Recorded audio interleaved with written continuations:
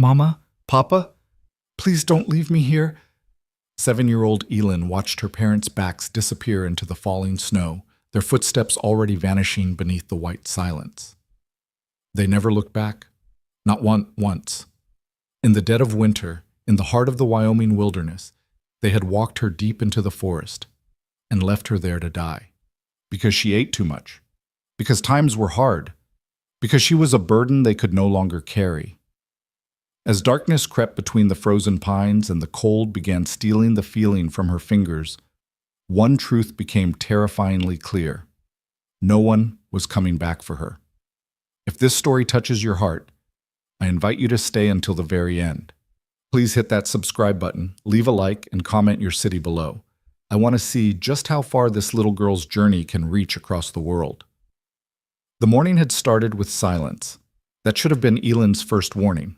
In the cramped one-room cabin where she had lived all 7 years of her life, mornings were never silent. There was always the scrape of her father's boots against the rough-hewn floor, the clatter of her mother stirring whatever meager breakfast they could manage, the low murmur of adult conversation that Elin had learned to tune out because it was rarely about anything good. But this morning, nothing. She had woken to find her parents already dressed, already watching her with expressions she couldn't quite read. Her mother's face was pale and tight, her lips pressed into a thin line that Elin had come to associate with bad news. Her father wouldn't meet her eyes at all. "Get up," her mother said. "Put on your warmest clothes." "Where are we going?" No answer. Elin had learned not to ask twice. Questions only earned sharp words, or worse, the back of her father's hand. So she pulled on her threadbare dress, layered it with the wool sweater her grandmother had knitted before she died, and wrapped herself in the thin coat that had belonged to some other child before it found its way to her. The coat was too big, the sleeves hanging past her fingertips, but it was all she had. Her mother handed her a small bundle, a piece of bread, a wedge of hard cheese, an apple that had seen better days. "For the walk," her mother said, and something in her voice made Elin's stomach clench with a fear she couldn't name. They walked for hours. The snow had been falling since before dawn, soft and steady, transforming the familiar landscape into something strange and otherworldly. Elin trudged along behind her parents, her short legs struggling to keep pace with their longer strides. The cold seeped through her boots that were really just leather scraps held together with hope and stubbornness, and numbed her toes one by one. She ate the bread as they walked, too hungry to save it. The cheese she tucked into her pocket for later. The apple she clutched in her mittened hand, saving it because apples were rare and precious, and she wanted to make it last. "Papa," she called out once when her legs began to ache and her lungs burned from the cold air. "Papa, how much farther?" He didn't turn around. "Not much." But not much stretched into more hours, and the sun began its slow descent toward the horizon, painting the snow in shades of gold and pink that might have been beautiful if Elin hadn't been so tired, so cold, so confused. They were deep in the forest now, deeper than Elin had ever been. The trees here were ancient giants, their branches heavy with snow, their trunks so thick that 3 men holding hands couldn't have circled them. The silence was profound, broken only by the crunch of their footsteps and the occasional distant cry of a bird. Then her parents stopped. Her father turned, and for the first time all day, he looked at her. Really looked at her. His face was weathered by years of hard labor and harder luck, his eyes the color of winter sky, pale and distant and cold. "Stay here," he said. Elin blinked. "Here? Your mother and we need to go. Find something. You wait here." She looked around at the endless white, the towering trees, the growing shadows. "But Papa, you wait here." His voice was sharp now, cutting. "Don't wander off. We'll be back." Her mother was already walking away, her shoulders hunched, her head bowed. She hadn't said goodbye. She hadn't even looked back. Elin watched her father follow, his footsteps quick and purposeful, carrying him away from her with each passing second. A strange panic began to flutter in her chest, like a bird trapped against a window. "Papa," she called. "Mama, wait!" They didn't stop. "Mama!"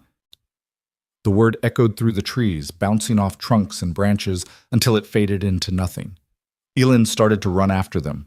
her small legs churning through the snow, but they were moving too fast, and the snow was too deep, and within minutes they had vanished around a bend in the trees, and she couldn't see them anymore. She kept running anyway, following their footprints in the snow, her breath coming in ragged gasps that formed white clouds in the frigid air. But the footprints led nowhere, or rather, they led to a rocky outcropping where the wind had swept the snow clean, and beyond that, she couldn't tell which way they had gone. "Papa! Mama!" Nothing. She called until her throat was raw, until her voice cracked and broke, until the words came out as nothing more than hoarse whispers. She stumbled through the snow, searching for any sign of them, any hint of which direction they had taken. There was nothing, just trees and snow and silence. The sun sank lower and the temperature dropped with it. The golden light faded to gray, and the gray deepened toward black. Elin's tears had frozen on her cheeks, leaving trails of ice that stung in the cold. They weren't coming back. The realization hit her slowly, then all at once, like water seeping through a crack until the whole dam gave way. They weren't looking for anything. They weren't going to find her. They had brought her here, to this place where no one would hear her scream, and they had left her to die. She thought of the food her mother had packed, barely enough for a single meal. She thought of the way her father had avoided her eyes all day. She thought of the conversation she had overhead in recent weeks, fragments of words that hadn't made sense until now. Can't afford to feed another mouth. Winter's going to be hard. Something has to give. She was the something. She had always been the something. Elin sank down against the trunk of an ancient oak, her back pressed against the rough bark, her knees pulled tight to her chest. The cold was a living thing now, wrapping around her like a predator, patient and certain of its prey. Her fingers had stopped hurting, which she knew was bad. She had heard stories of frostbite, of fingers and toes turning black and falling off. She was going to die here. The thought was strangely calm, almost peaceful. Maybe dying wouldn't be so bad. Maybe it would be like falling asleep, and when she woke up, she would be somewhere warm, somewhere safe, somewhere people wanted her. But even as the thought crossed her mind, something inside her rebelled against it. A spark of something stubborn and fierce, buried deep beneath the fear and the cold and the crushing weight of abandonment. She didn't want to die. She wanted to live. She wanted to grow up and have a real home and a family that wanted her, that chose her, that wouldn't throw her away like garbage when times got hard. She wanted to prove that she was worth something, that she wasn't just a burden, just a mouth to feed, just a problem to be solved by leaving her in the snow. But wanting wasn't enough. The cold was relentless, and she was so small, and the night was coming, and she was all alone.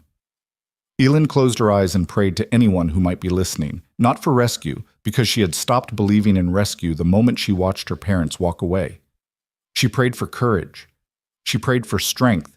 She prayed that if she had to die, she could die brave, the way the heroes in stories always died. The darkness was complete now, and the cold had sunk its teeth into her bones.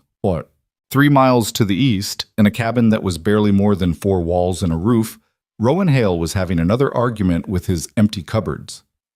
The cupboards were winning. He stood in the dim light of a single tallow candle, staring at shelves that held nothing but dust and memories. There had been flour once, and salt, and a tin of coffee that had lasted him through the worst of his grief. Now there was only emptiness, mocking him with its silence. 3 years ago, those cupboards had been full. 3 years ago, this cabin had been filled with warmth and laughter, and the smell of Sarah's cooking, rabbit stew on Sundays, fresh bread on Wednesdays, the apple pie she made every autumn from the wild apples that grew in the meadow behind their home. 3 years ago, he had been happy. Now Sarah was buried beneath the old oak tree on the hill, next to the tiny grave of the son who had never taken his first breath. 2 graves, 2 wooden crosses, 2 pieces of Rowan's heart that would never beat again. He had thought about joining them more times than he cared to admit. The loaded rifle above the door, the rope in the barn, the frozen creek that would welcome him if he just walked in far enough. He knew all the ways a man could end his suffering, had contemplated each one in the long, dark hours of countless sleepless nights. But something always stopped him. Some stubborn, foolish part of him that wasn't ready to give up, even when giving up seemed like the only sensible option. Sarah wouldn't have wanted him to give up. She had loved his stubbornness, had teased him about it in that gentle way of hers. "Rowan Hale, you're the most mule-headed man I've ever met, and I love you for it." He could still hear her voice sometimes, in the creaking of the cabin walls, in the wind that whistled through the gaps in the chinking. He knew it was just his imagination, just the desperate longing of a broken heart, but he held on to those phantom whispers anyway, because they were all he had left of her. The candle flickered, and Rowan turned away from the empty cupboards with a sigh. His traps. He needed to check his traps. He had set them 3 days ago along the creek bed, hoping for rabbit or beaver. Anything that would fill his belly and maybe provide a pelt he could trade for supplies. He should have checked them yesterday, but yesterday had been one of the bad days, the days when getting out of bed felt like climbing a mountain, when the weight of grief pressed down so hard he could barely breathe. He had spent most of yesterday staring at the ceiling, watching the shadows move across the rough-hewn beams, wondering if today would be the day he finally gave up. It wasn't. It never was. He pulled on his coat, a good coat, sturdy and warm, the one thing of value he hadn't sold or traded, and wrapped a scarf around his neck. His boots were old but well made, and they still kept out most of the cold. He grabbed his lantern, lit it from the candle, and stepped out into the night. The cold hit him like a physical blow, stealing the breath from his lungs and making his eyes water. It was a clear night, the clouds having moved on, and the stars glittered overhead like scattered diamonds on black velvet. A half-moon provided enough light to see by, reflecting off the snow and creating an eerie silver glow that transformed the familiar forest into something strange and dreamlike. Rowan made his way along the path he had worn through countless trips, his boots crunching through the crusty top layer of snow. The forest was quiet, the way it always was on nights this cold. Even the owls and the wolves seemed to be huddled somewhere warm, waiting for the bitter temperatures to pass. He had checked 2 traps, both empty, and was making his way toward the third when he heard it. A sound, faint and distant, but unmistakably human. Rowan stopped, holding his breath, straining his ears against the silence. The sound came again, a voice, high and thin and desperate. "Mama, please." His heart stuttered in his chest. A child. There was a child out here, in this killing cold, in the dead of night. For a moment, just a moment, he hesitated. He knew what finding a child would mean. More responsibility, more mouths to feed, more complications in a life that was already complicated enough. He could barely take care of himself. How could he possibly take care of a child? But then the voice came again, weaker this time, and something inside Rowan that he had thought long dead roared to life with sudden, fierce urgency. He ran. His boots pounded against the snow as he followed the sound, his lantern swinging wildly and casting dancing shadows through the trees. He called out as he ran, his voice rough with disuse and desperation. "Hello, can you hear me? Where are you?" A sob answered him, barely audible, leading him toward a massive old oak that he recognized. It was a landmark, one of the oldest trees in the forest, its trunk as wide as a wagon wheel, and its branches reaching toward the heavens like gnarled fingers. And there, huddled at its base like a small frozen bird, was a child. She couldn't have been more than 6 or 7, a tiny thing wrapped in clothes that were woefully inadequate for the weather. Her hair was blonde, tangled with ice crystals, and her face, what he could see of it, was pale as the snow around her, her lips tinged with blue. "Oh God," Rowan breathed, and he was on his knees beside her before he consciously decided to move. Child, can you hear me?" Her eyes fluttered open, blue eyes, he saw, the color of summer sky, so incongruous in this winter wasteland. She looked at him without recognition, without fear, without much of anything at all. Her gaze was glassy, distant, the look of someone who had already half departed from this world. "Cold," she whispered. "So cold." Rowan's hands shook as he touched her cheek. Ice cold, colder than any living person should be. He had seen frostbite before, had watched men lose fingers and toes and ears to the merciless Wyoming winters. This child was on the edge of something worse. "I've got you," he said, his voice rough. "I've got you, child. You're going to be all right." He didn't know if it was a lie or a promise. He only knew that he was going to do everything in his power to make it true. He shrugged out of his coat and wrapped it around her, then lifted her into his arms. She weighed almost nothing, too light, far too light for a child her age. When had she last eaten? When had anyone cared enough to feed her?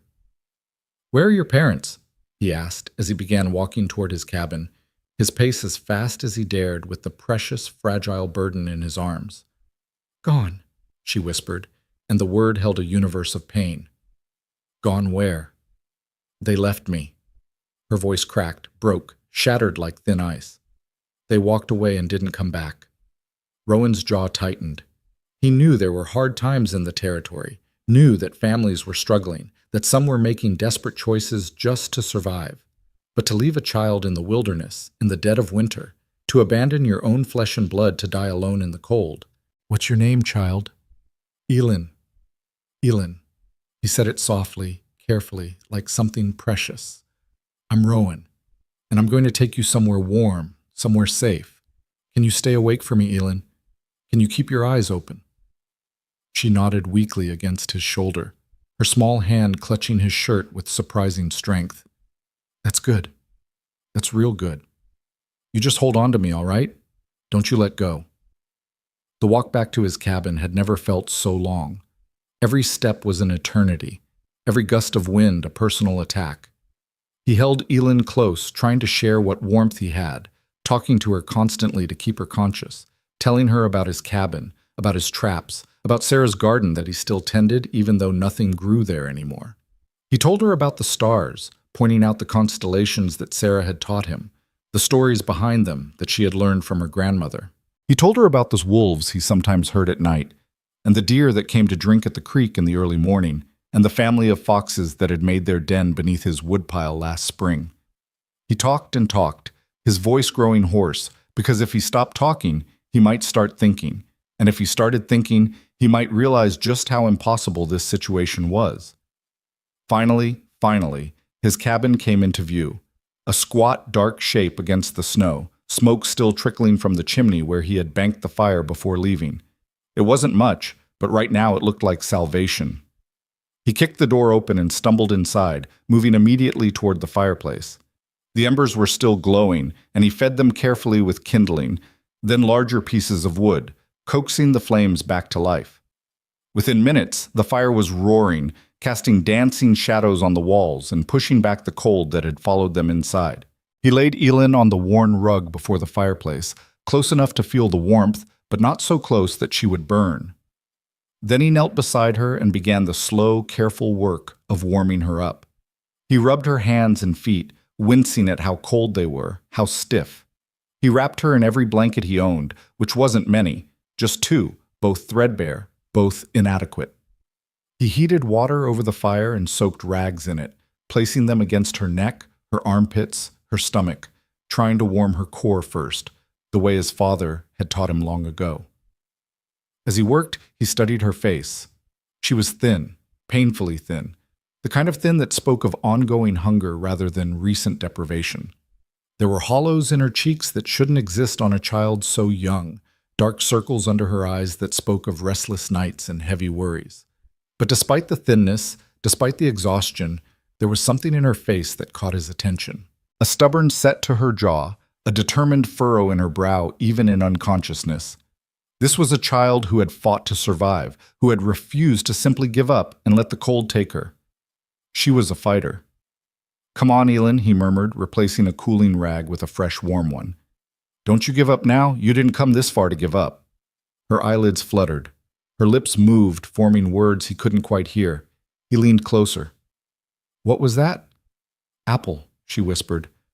"I still have, my apple." Despite everything, despite the cold and the fear and the crushing weight of responsibility that had just fallen on his shoulders, Rowan felt something he hadn't felt in 3 years. He felt the urge to laugh. "Your apple?" he asked, his voice gentle. Her hand moved weakly, reaching toward her pocket. "Mama gave it to me, for the walk. I was saving it." Rowan reached into her pocket and pulled out a small apple, bruised and half frozen but still intact. She had been abandoned in the wilderness to die, had spent hours in killing cold, had come within a hair's breadth of freezing to death, and she had held on to this apple through all of it. "You kept it safe," he said softly. It's the last thing she gave me. The words hit Rowan like a physical blow. He understood, suddenly and completely, what this apple represented. Not just food, not just a final gift from a mother who had abandoned her, but hope. The hope that maybe, somehow, her mother had loved her after all. The hope that keeping this one small thing would make everything make sense. He set the apple gently on the table beside them, where she could see it. "We'll save it," he promised, "until you're ready to eat it, or until you decide what you want to do with it. But right now, you need something warm in your belly." He had nothing to offer, nothing but the meager supplies he had been saving for his own survival. But as he looked at this child, this small, brave, broken child who had been thrown away like garbage by the people who should have protected her, he knew that his own survival no longer mattered as much as hers. He found the last of his dried venison, a handful of strips he had been rationing for days, and crumbled it into a pot of water heating over the fire. He added the last of his wild onions, a few dried herbs that Sarah had gathered years ago and he had never thrown away, and a precious pinch of salt. The result was thin and barely deserving of the name soup, but it was warm and nourishing, and that was what mattered. He lifted Elin's head gently and fed her the soup one small spoonful at a time, watching as color slowly returned to her cheeks and life flickered back into her eyes. She ate slowly, carefully, as if afraid the food might disappear at any moment. When the bowl was empty, she looked up at him with those summer sky eyes, and her voice, when she spoke, was barely more than a whisper. "Why?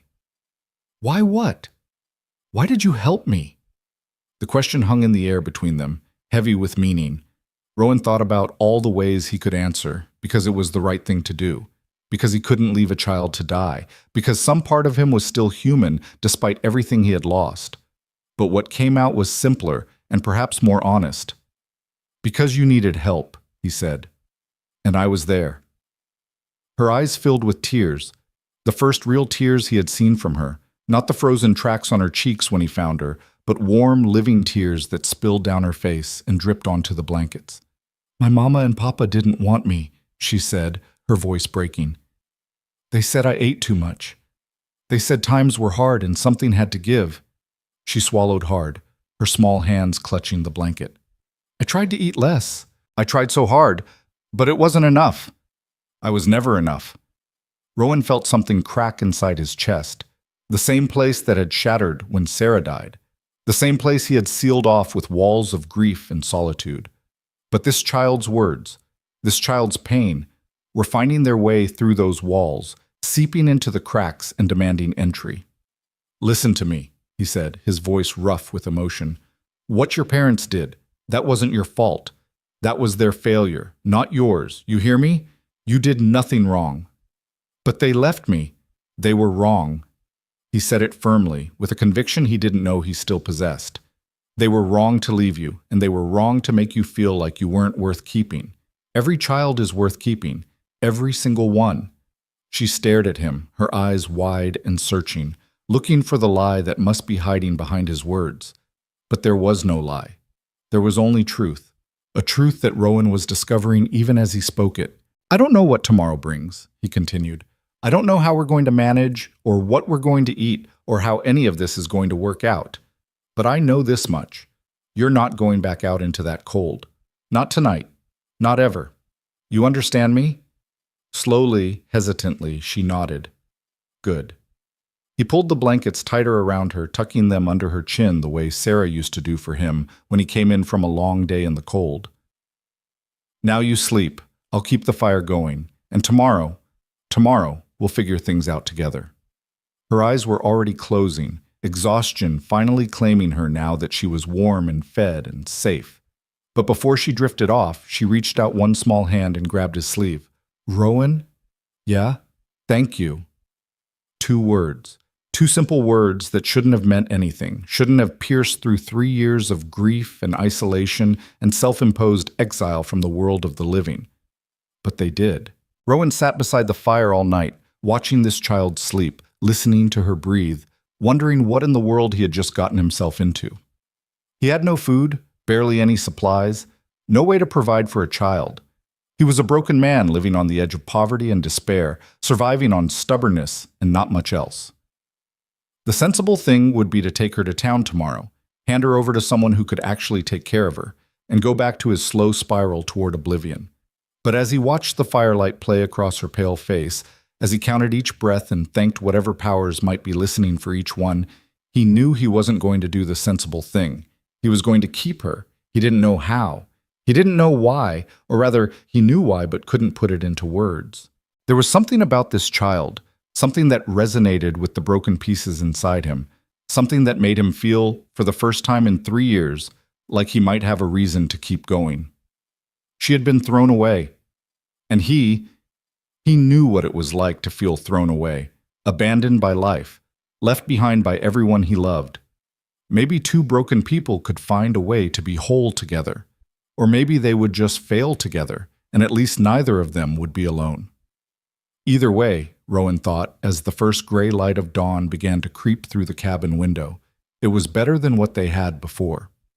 Outside, the wind had died down and the snow had stopped falling. The forest was quiet, peaceful, as if the terrible events of the previous night had never happened. In a few hours, Elin would wake, and they would have to face the reality of their situation. The empty cupboards, the uncertain future, the 100 impossible obstacles that stood between them and anything resembling a stable life. But that was for later. For now, there was warmth, there was shelter, there was a child who had been saved, and a man who had found, in the act of saving her, something worth living for. For now, that was enough. What? Elin woke slowly, consciousness returning in fragments. The crackle of a fire, the smell of wood smoke, the rough weave of wool blankets against her cheek. For a moment she couldn't remember where she was or how she had gotten there, and panic fluttered in her chest like a trapped bird. Then she saw him. The man from last night, Rowan, she remembered, was sitting in a chair by the window, his head tilted back, his eyes closed. He wasn't asleep. She could tell by the tension in his shoulders, the way his hands gripped the arms of the chair. He was just resting, waiting for her. She studied him in the thin morning light. He was tall. She remembered that from when he had carried her through the snow, with broad shoulders and hands that looked like they could break a man in half, but had touched her with nothing but gentleness. His face was weathered, lined with years and hardship, and there was gray at his temples that seemed premature for a man who couldn't have been more than 35. But it was his eyes that she remembered most clearly. Dark eyes, deep and sad, like windows into a room where the sun never shone. Eyes that had seen too much, lost too much, carried too much weight for too long. Eyes like hers. As if sensing her gaze, he opened his own eyes and turned to look at her.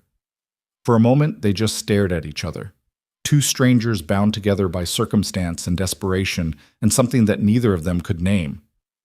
"You're awake," he said, and his voice was rough with fatigue. She nodded, not trusting her own voice. "How do you feel?" She took inventory. Her fingers and toes tingled, the feeling returning after the numbness of the cold, and her whole body ached as if she had been beaten, but there was no sharp pain, no sign of serious injury. "Better," she said. Then, remembering her manners, "Thank you." He nodded, accepting her thanks with the same economy of words he seemed to apply to everything. Then he stood, his joints cracking as he unfolded himself from the chair and moved toward the fireplace. "I'm going to make something to eat," he said over his shoulder. "It won't be much, but it'll be warm. Then we need to talk." Elin felt her stomach clench. "Talk about what?" He paused, his back to her, and she saw his shoulders rise and fall with a deep breath. "About what happens next." What happened next was a bowl of watery porridge, made from the last of Rowan's oats, scraped from the bottom of a nearly empty barrel, and a conversation that would change both their lives forever. They sat at his small table, the morning light streaming through the cabin's single window, and Rowan asked her questions in his quiet, careful way. Where did she come from? How long had she been in the forest? Did she have any other family, anyone who might be looking for her? Elin answered as best she could, her voice faltering sometimes but growing stronger as she went. She told him about the farm where she had lived, a full day's walk to the west, a failing farm, she understood now, though she hadn't had the words for it before. She told him about her parents, about the fight she had overheard, about the growing silence that had filled their home in recent weeks. She told him about the walk and the forest, and the moment she had realized they weren't coming back. By the time she finished, her porridge was cold and untouched, and Rowan's face was set in hard lines that made him look older than his years. "You're sure there's no one else?" he asked. "No aunts, uncles, grandparents?" "My grandmother died last winter. She was the last one. Mama used to say—" She stopped, swallowed hard. "Mama used to say that we were on our own, and that's why we had to be careful. That's why I had to eat less and work more and not be a burden." The word burden came out bitter, ugly, and Elin saw something flash in Rowan's eyes. Anger, she thought, though not directed at her. "You were never a burden," he said, echoing his words from the night before. "What they did to you, that's on them, not you. You understand?" She nodded, though she wasn't sure she did understand. She had been told she was a burden for so long by so many people that the belief had sunk into her bones and become part of who she was. "Here's the thing, Elin." Rowan leaned back in his chair, his hands wrapped around a cup of weak tea. "I'm not exactly in a position to take care of a child. Look around you. I've got nothing. Empty cupboards, barely enough wood to last the week, and no prospects for anything better." She looked, and she saw. The cabin was small and sparse, its furnishings rough-hewn and utilitarian. The only decorations were a faded sampler on the wall, "Home Sweet Home" embroidered in uneven stitches, and a photograph on the mantel of a woman with kind eyes and a gentle smile. "Is that your wife?" she asked, surprising herself. Rowan's face went still. "Was," he said after a long moment. "She died 3 years ago. I'm sorry." "So am I." He set down his cup and fixed her with that steady, dark gaze. "Point is, I'm a mess. I've been living out here alone because I couldn't face being around people anymore, and I've let everything go to hell because I didn't see the point in trying. You deserve better than what I can offer you." Elin felt her heart sink. She knew what was coming. He was going to send her away, just like everyone else. He was going to take her to town and hand her off to strangers who would look at her with pity and whisper about the poor abandoned child while deciding who would be stuck with her. "But," Rowan continued, and she looked up sharply, "I'm not going to send you away unless you want to go. I've got no right to make that choice for you. So I'm asking, what do you want, Elin? If you want to go to town, I'll take you. I'll make sure you end up somewhere safe. But if you want to stay—" He paused, his jaw working. "If you want to stay, I'll do everything in my power to give you a decent life. I don't know if I can promise you much, but I can promise you this. I will never leave you in the forest to die." The words hung in the air between them, heavy with meaning. Elin thought about the town, about the strangers who lived there, about the uncertain future that waited for her among people who didn't know her and didn't care about her. She thought about the looks she would get, the whispers she would hear, the endless cycle of being passed from home to home because no one really wanted her. Then she thought about this man, this stranger who had found her in the snow and carried her to safety. This man who had given her his last food, his warmest blankets, who had sat up all night watching over her. This man who looked at her not with pity or obligation, but with something that looked almost like recognition, as if he saw in her a reflection of himself. "I want to stay," she said, and her voice was stronger than it had been in months. "If you'll have me." Something shifted in Rowan's face, a loosening of tension, a softening of the hard lines around his eyes. It wasn't quite a smile, but it was close. "All right then," he said, "you'll stay." And just like that, everything changed. The first weeks were the hardest. Rowan was true to his word. He didn't have much to offer. The cupboards were bare, the winter was relentless, and every day was a struggle for survival. But somehow, against all odds, they managed. He taught her how to check the traps, how to read the signs of the forest, how to find rabbit trails and deer tracks in the snow. She was a quick learner, eager to prove herself useful, and her small hands were surprisingly deft at tasks that required delicacy and patience. He showed her how to cook what little they caught, how to stretch a single rabbit into 3 meals, how to make bone broth that filled the belly even when there was nothing else, how to find edible roots and bark when the hunting failed. In return, she brought something into his life that he hadn't known he was missing: purpose. It wasn't much, just having someone to talk to, someone to cook for, someone who needed him. But for a man who had spent 3 years wallowing in grief and isolation, it was everything.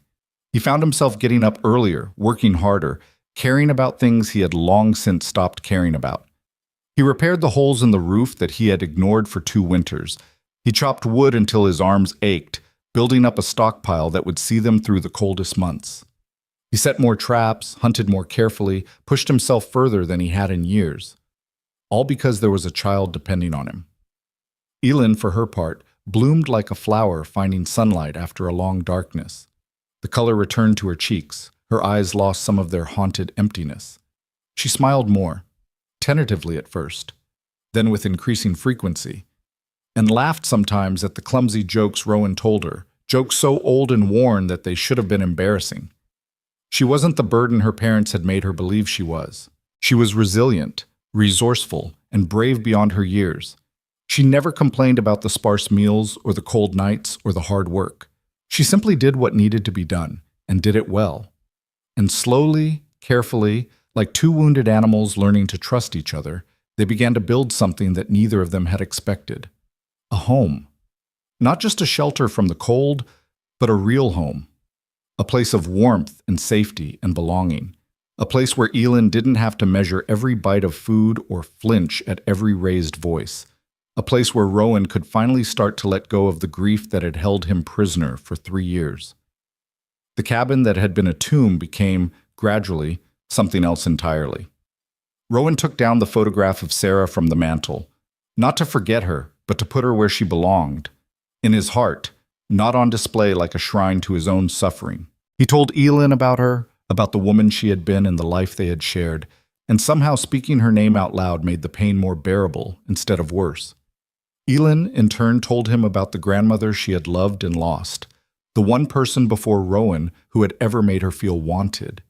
They traded stories of the dead like precious gifts, honoring those they had lost while making room for those they had found.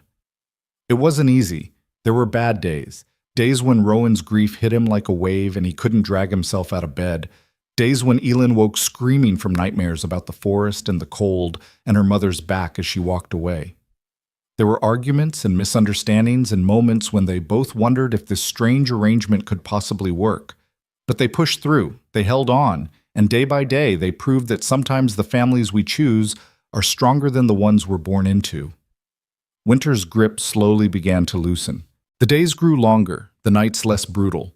The snow began to melt, revealing patches of brown earth that held the promise of spring, and in a small cabin on the edge of the wilderness, a broken man and an abandoned child looked out at the changing world and saw something they had almost forgotten existed. Hope. The apple sat on the windowsill, untouched. Elin looked at it every day, that small, bruised, half-frozen apple that her mother had given her as a final, inadequate goodbye. Some days she thought about eating it, about finally letting go of the last thing that connected her to the parents who had thrown her away. Other days she thought about throwing it out, watching it rot in the snow like her memories of the family she had once had. But she never did either. She just let it sit there, a reminder of where she had come from and who she had been. One evening, as Rowan was preparing their dinner, rabbit stew, a luxury they could finally afford now that his traps were producing again, Elin picked up the apple and turned it over in her hands. "What should I do with it?" she asked, not really expecting an answer. Rowan glanced over his shoulder, saw what she was holding, and was quiet for a long moment. Then he said, "What do you want to do with it?" "I don't know." She traced the bruises on the apple's skin with one finger. "It feels wrong to eat it, but it feels wrong to throw it away too." Rowan wiped his hands on a rag and came to sit beside her. "You know what I think? I think that apple isn't really about your mother anymore. It's about you, about who you were and who you're becoming." She looked at him, confused. The girl who held on to that apple through everything, through the cold and the fear and the near death, she was holding on to hope. She was refusing to give up, even when giving up would have been easier. "That's who you are, Elin. That's the girl I found in the snow." His words settled into her heart, filling spaces she hadn't known were empty. "So maybe," he continued, "instead of eating it or throwing it away, you could plant it. Come spring, we can put it in the ground and see if it grows. And then you'll have something that started with your mother but became something new, something that belongs to this life, not the old one. Elin stared at the apple, seeing it with new eyes. You think it would grow? Maybe, maybe not. But either way, you'll have done something with it instead of just letting it sit there, reminding you of pain. She thought about that for a long moment. Then, carefully, she set the apple back on the windowsill. I'll wait for spring, she said, and then I'll plant it. Rowan nodded, and something that might have been pride flickered across his weathered face. Good girl, he said softly. That's my good girl. And for the first time, Elin didn't flinch at the word my. For the first time, it felt like something she could belong to without losing herself. For the first time, it felt like home. Spring arrived slowly, reluctantly, as if the land itself was hesitant to believe that winter had finally loosened its grip. The snow melted in patches, revealing brown grass and muddy earth that squelched underfoot. The creek behind Rowan's cabin swelled with runoff, its icy waters rushing and tumbling over rocks that had been locked in ice for months. And in the windowsill of the small cabin, the apple sat waiting, just as Elin had promised. She had been with Rowan for nearly 3 months now, and in that time, something remarkable had happened to both of them. The cabin that had once been a monument to grief and isolation had transformed into something warmer, something alive. There were small touches everywhere, a bundle of dried wildflowers that Elin had gathered from beneath the melting snow, a patchwork curtain she had sewn from scraps of fabric Rowan had found in Sarah's old trunk, drawings scratched onto pieces of bark that decorated the walls with childish but earnest depictions of rabbits and deer, and a tall man holding hands with a small girl. Rowan noticed these changes the way a man notices the sun after a long illness. With wonder, with gratitude, with a faint disbelief that such brightness could exist in a world that had seemed so dark for so long. You're staring again, Elin said without looking up from her task. She was sitting cross-legged on the floor, carefully sorting through a pile of seeds that Rowan had traded for at the general store in town. His first trip to civilization in over a year, undertaken specifically because Elin had asked if they could grow a garden. Was I? Rowan leaned against the doorframe, watching her small fingers separate the seeds into neat piles. Sorry, just thinking. About what? He considered lying, considered deflecting the way he always used to when Sarah asked him questions he didn't want to answer. But Elin had a way of seeing through his deflections, of waiting patiently until he told her the truth. About how different things are, he said finally. How different I am. Elin looked up at that, her blue eyes curious. Different how? 3 months ago, He paused, searching for words that wouldn't frighten her. I was in a bad place. I'd given up on pretty much everything, and then you showed up, and suddenly I had a reason to keep going. She was quiet for a moment, processing his words with the seriousness she applied to everything. I was in a bad place too, she said softly. I thought nobody wanted me. I thought I was going to die alone in the snow, and nobody would even notice I was gone. She looked down at the seeds in her hands. But then you found me, and you didn't leave me there. I couldn't have left you there, not if I'd wanted to. Why not? It was a question she had asked before, in different ways, as if she still couldn't quite believe that someone had chosen to save her when everyone else had chosen to throw her away. Rowan understood the need to ask, understood it in his bones, because he had asked the same question of himself 1,000 times. Why had he saved her? Why had he taken on the burden of another mouth to feed when he could barely feed himself? Why had he opened his heart to this child when opening his heart meant risking more pain, more loss, more grief? Because, he said slowly, carefully, when I found you in the snow, I saw myself. I saw someone who had been abandoned by the people who were supposed to love them, someone who had been left to die alone. And I thought if I could save you, maybe I could save myself too. Elin's eyes glistened, but she didn't cry. She had learned in her short, hard life to hold her tears inside where no one could see them. Did it work? She asked. Did saving me save you? Rowan crossed the room and knelt beside her, his large hand gentle on her shoulder. Yeah, he said, his voice rough with emotion. Yeah, I think it did. The planting of the apple happened on a morning in late April, when the ground had finally thawed enough to dig and the air carried the first hints of true warmth. Elin had been saving the apple all winter, watching it slowly shrivel and brown on the windowsill, and now she carried it outside like a sacred relic, cupped carefully in both hands. Rowan had already prepared a spot for it, a small patch of earth near the cabin where the sun hit strongest in the afternoons. He handed Elin a trowel, and together they dug a hole in the dark, rich soil. "You sure about this?" he asked, not because he doubted her decision, but because he wanted her to be certain.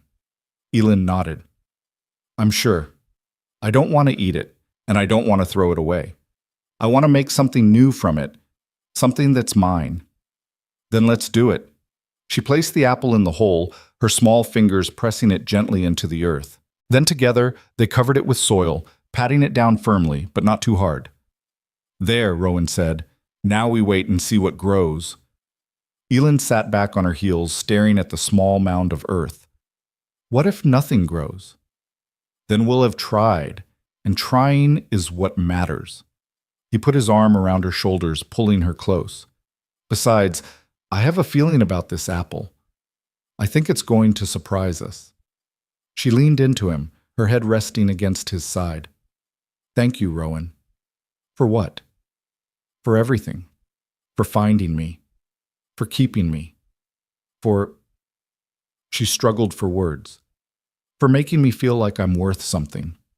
Rowan's throat tightened. He had never been good with words, had never known how to express the things that lived in his heart. But for Elin, he tried. "You are worth something," he said. "You're worth everything. And don't you ever let anyone tell you different." They sat there together as the sun climbed higher, watching over the patch of earth that held their hopes for the future. Two broken souls slowly mending, slowly learning that they didn't have to be broken forever. But even as the spring brought new life and new hope, shadows were gathering on the horizon. Shadows that neither of them could see coming. The first sign of trouble came 3 weeks later in the form of a man on a mule. Rowan was chopping wood behind the cabin when he heard the approach. The slow clop of hooves, the creak of leather, the jingle of a bridle. He set down his axe and moved around to the front of the cabin, his hand instinctively moving toward the hunting knife at his belt. The man on the mule was thin and weathered, with a face like old leather and eyes that had seen too much of the world. He wore the clothes of a traveling peddler, dusty coat, battered hat, boots that had walked 1,000 miles. And he carried saddlebags bulging with wares. "Morning," the man said, tipping his hat. "Morning." Rowan kept his voice neutral, his stance wary. He hadn't had a visitor in over a year, and he wasn't sure he wanted one now. "Name's Ezra Cobb. I'm a peddler by trade, traveling through these parts selling goods and buying furs." The man's eyes swept over the cabin, taking in its modest condition. "Noticed smoke from your chimney. Thought I'd stop by, see if you needed anything." "We're fine." "We?" Ezra's eyebrows rose. "Last I heard, Rowan Hale was living out here alone. Turned into a hermit after his wife passed, they said. Didn't want nothing to do with nobody." Rowan's jaw tightened. He had forgotten how fast gossip traveled in these parts, how quickly news spread from homestead to homestead like wildfire. "Things change," he said shortly. "They do indeed." Ezra leaned forward in his saddle, his eyes sharp and curious. "Folks in town are talking, saying you've got a child out here with you, a little girl." "What of it?" Nothing. Just curious is all. Where'd she come from?" Rowan felt his hands curl into fists at his sides. "That's none of your business." "Easy there, friend. I'm not looking to cause trouble." Ezra held up his hands in a gesture of peace. "Just making conversation. It's a long ride between homesteads, and a man gets lonely." The cabin door opened, and Elin stepped out onto the porch. She was holding a broom she had taken to sweeping the cabin every morning, a habit she said her grandmother had taught her, and her eyes were wide and wary as she took in the stranger. "Rowan, is everything all right?" "Everything's fine." He forced his voice to stay calm, to not betray the unease coiling in his gut. "Just a peddler passing through. He's leaving now." Ezra's eyes had fixed on Elin, studying her with an intensity that made Rowan's skin crawl. "Well now," the peddler said softly, "she's a pretty little thing, isn't she? Blonde hair, blue eyes. About 7 years old, I'd guess. She's my daughter.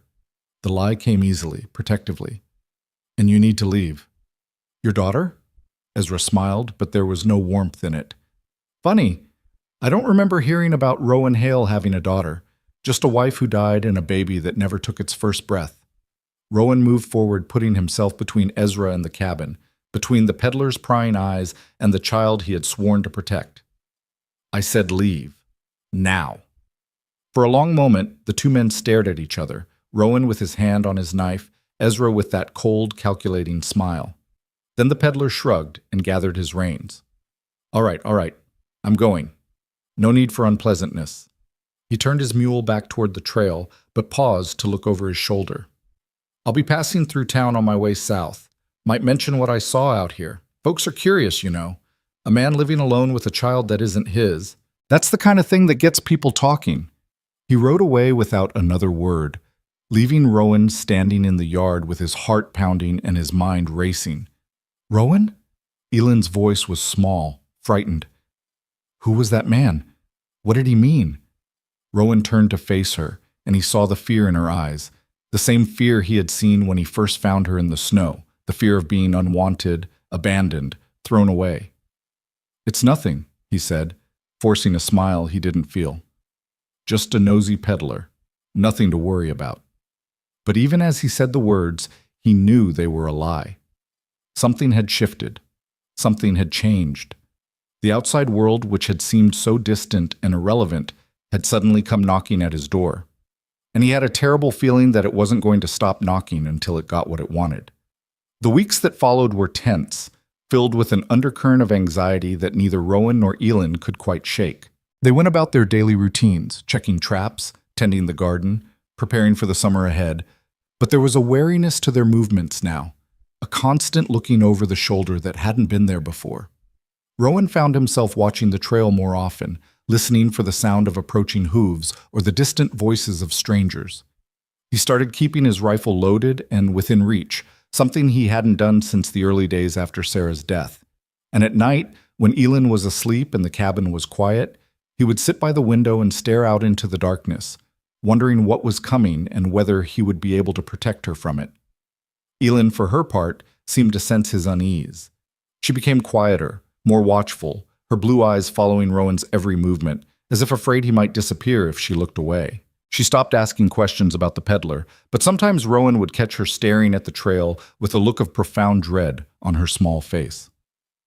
It was during one of these quiet, anxious evenings that Rowan finally decided he needed to tell her the truth, or at least as much of it as he understood himself.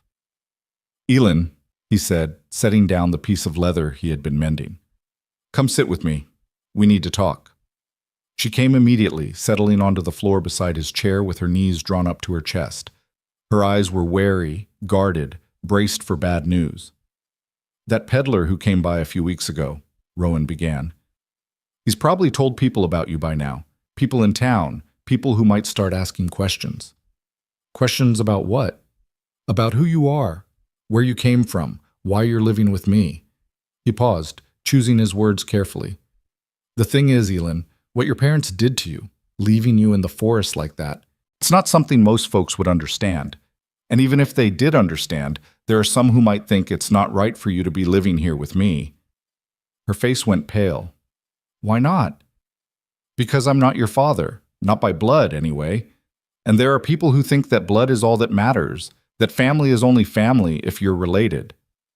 But that's not true. Her voice was fierce, almost angry. You're more my family than they ever were. You saved me. You kept me. You... She trailed off, her eyes filling with tears that she refused to let fall. I know, Rowan said softly. I know. But not everyone sees it that way. And if people start asking questions, if they start poking around and making trouble, they'll take me away. It wasn't a question. They'll take me away and put me somewhere else, with strangers who don't know me, who don't want me. The fear in her voice cut Rowan to the bone. This was her greatest terror, he knew, greater even than the memory of the forest and the cold, the fear of being unwanted, the fear of being abandoned again. Listen to me. He reached out and took her hands in his his grip firm and steady. I'm not going to let that happen. You hear me? I made you a promise the night I found you. I said I would never leave you, and I meant it. Whatever comes, whatever happens, I'm going to fight for you, for us. But what if you can't? What if they're stronger than you? Then I'll fight harder. I'll fight until I can't fight anymore. And even then, I won't stop.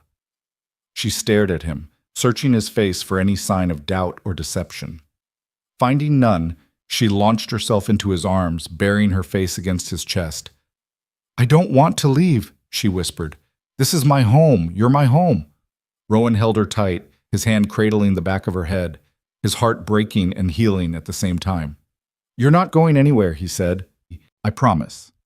But even as he made the promise, he knew that keeping it might be the hardest thing he had ever done.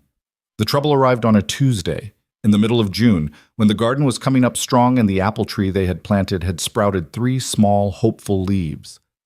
Rowan heard them coming from a mile away, the sound of multiple horses, the murmur of voices, the unmistakable authority of men who believed they had the right to go wherever they pleased. He was in the garden with Elin, showing her how to thin the carrot seedlings when the sound reached his ears. Inside, he said quietly. Now. Elin didn't argue, didn't ask questions. She simply rose and walked calmly toward the cabin, her small back straight and her head high. Rowan felt a surge of pride at her composure. This child who had been through so much, who had every reason to fall apart, was holding herself together with a strength that belied her years. He waited in the yard as the riders approached.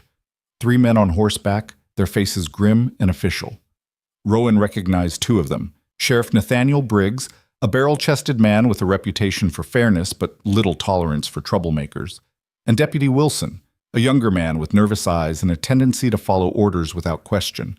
The 3rd man was a stranger, dressed in the somber clothes of a bureaucrat, carrying a leather satchel that bulged with papers. Rowan Hale, Sheriff Briggs said, reining in his horse. Afternoon. Sheriff, Rowan kept his voice neutral. What brings you all the way out here? Official business, I'm afraid. The sheriff dismounted, his boots hitting the ground with a heavy thud. This here is Mr. Cornelius Finch from the Territorial Welfare Office in Cheyenne. He's got some questions about the child living here with you. Rowan's jaw tightened, but he kept his expression calm. What kind of questions? Mr. Finch stepped forward, his thin face pinched with self-importance. Questions about the child's origins, Mr. Hale, about her legal status, about the propriety of her current arrangements. Her arrangements are just fine. That remains to be determined. Finch pulled a sheaf of papers from his satchel. We've received reports that you are harboring a minor child with no legal claim of guardianship. A child who, by all accounts, is not your biological offspring and has no documented connection to you whatsoever. She's my daughter. She is not your daughter. Finch's voice was sharp, cutting. She is a child of unknown parentage, abandoned in the wilderness and taken in by a man with no legal right to her custody. Under territorial law, such a child must be placed in the care of proper authorities until her situation can be assessed and appropriate arrangements made. The words hit Rowan like physical blows. He had known this might happen, had prepared himself for the possibility, but hearing it spoken aloud, hearing the cold, bureaucratic language that reduced Elin to a child of unknown parentage, a problem to be solved, made his blood run cold. Appropriate arrangements, he repeated, his voice dangerously quiet. And what would those be? The child will be taken to the territorial orphanage in Laramie, where she will be properly cared for until a suitable placement can be found. An orphanage, Rowan laughed, but there was no humor in it. You want to take a child who was abandoned by her own parents, who nearly died alone in the snow, and put her in an orphanage? That's your idea of appropriate arrangements? Mr. Hale, I understand this is difficult. You don't understand anything. Rowan stepped forward, and both the sheriff and his deputy tensed. That girl in there? She's not a problem to be solved. She's not a case file in your satchel. She's a child, a living, breathing child who has been through more in her 7 years than most people endure in a lifetime. And she has finally found a place where she feels safe, where she feels wanted. And you want to tear that away from her? For what? For propriety? Sheriff Briggs cleared his throat. Rowan, I know this isn't easy, but the law is the law. If you've got no legal claim to the girl, legal claim be damned. I've cared for her, fed her, kept her alive through the hardest winter in 10 years. I've watched her grow from a terrified, half-frozen waif into a strong, brave young girl. I've given her a home when her own parents threw her away like garbage. If that doesn't give me a claim to her, then your law isn't worth the paper it's written on. The silence that followed was thick and heavy. The three men exchanged glances, and for a moment Rowan hoped that his words had gotten through to them. Then Mr. Finch spoke again, and his voice was ice. Nevertheless, Mr. Hale, the law must be followed. We are here to take the child into protective custody. You may contest this action through the proper legal channels, but for now, she must come with us. Over my dead body. Mr. Hale, I said over my dead body. Rowan's hand moved to the knife at his belt, not threateningly, but with a clear message. You're not taking her. Not today. Not ever. Sheriff Briggs sighed, rubbing a hand over his weathered face. Rowan, don't do this. Don't make this harder than it has to be. Then leave. Go back to town and tell whoever sent you that you couldn't find her. Tell them I'd already moved on. Tell them whatever you want. But you're not taking that girl. The sheriff was quiet for a long moment, his eyes meeting Rowan's with something that might have been sympathy. Then he shook his head. I can't do that, Rowan. I've got a job to do. And as much as I might sympathize with your situation, I can't just ignore a directive from the Territorial Welfare Office. He paused, his voice softening. But I'll tell you what. I'll give you a week. 1 week to get your affairs in order, to figure out how you want to handle this. After that, we'll be back. And next time we won't be asking. It was a compromise, a small one, but a compromise nonetheless. Rowan knew he should take it, knew that fighting now would only make things worse. But the thought of having only a week, of the clock already ticking toward the moment when they would come to take Elin away, made him want to scream. 1 week, he said finally, the words tasting like ash in his mouth. 1 week. Sheriff Briggs mounted his horse, and his deputy and Mr. Finch followed suit. Use it wisely, Rowan. I've got no quarrel with you, but I'll do my job if I have to. They rode away without another word, leaving Rowan standing alone in the yard, the weight of the world pressing down on his shoulders. He stood there for a long time after they had gone, staring at the trail they had taken, his mind racing with plans and fears and desperate hopes. The sun was beginning to set by the time he finally turned and walked back toward the cabin. Elin was waiting for him inside, sitting on the edge of the bed with her hands folded in her lap. Her face was pale but composed, and Rowan realized with a start that she had heard everything, had been listening at the window the whole time. They want to take me away, she said. It wasn't a question. They want to try. Are you going to let them? Rowan crossed the room and knelt before her, taking her small hands in his. No, he said, his voice firm with a certainty he didn't entirely feel. I'm not going to let them. I promised you I would fight, and I meant it. But I need you to trust me, Elin. Can you do that? She looked at him for a long moment, those summer sky eyes searching his face for any sign of weakness, any hint that he might fail her the way everyone else had. Whatever she saw there seemed to satisfy her, because she nodded slowly. I trust you, she said. I've always trusted you. Good. He squeezed her hands gently. Because we've got a lot of work to do, and not much time to do it. That night, after Elin had fallen asleep, Rowan sat at the table with a single candle burning low and tried to think. A week. He had a week to figure out how to keep Elin, how to convince the authorities that she belonged with him, that he had every right to be her father even if the law didn't recognize it. He could run. The thought crossed his mind more than once. Pack up what little they had, head north into the mountains, disappear into the wilderness where no one would ever find them. He knew these lands better than anyone. He could keep them hidden for years if he had to. But he dismissed the idea almost as soon as it formed. Running would only prove what they already believed, that he was an unfit guardian, that Elin was better off without him. And what kind of life would that be for her? Always looking over her shoulder, always afraid of being caught, never able to put down roots or make friends or live a normal life? No. Running wasn't the answer. He needed to fight. But to fight, he needed allies, people who could vouch for him, who could testify to his character and his fitness as a guardian. People who could stand before the law and say that Rowan Hale was a good man, that Elin was lucky to have him. The problem was, Rowan didn't have any allies. He had spent the last 3 years pushing everyone away, isolating himself from the community that had once welcomed him. He had no friends, no family, no one who would speak on his behalf, except his mind went to Sarah and to the life they had built together before everything fell apart. They had been part of a community once, neighbors who brought food when someone was sick, friends who helped with the harvest and the barn raising and the 100 small tasks that made up frontier life.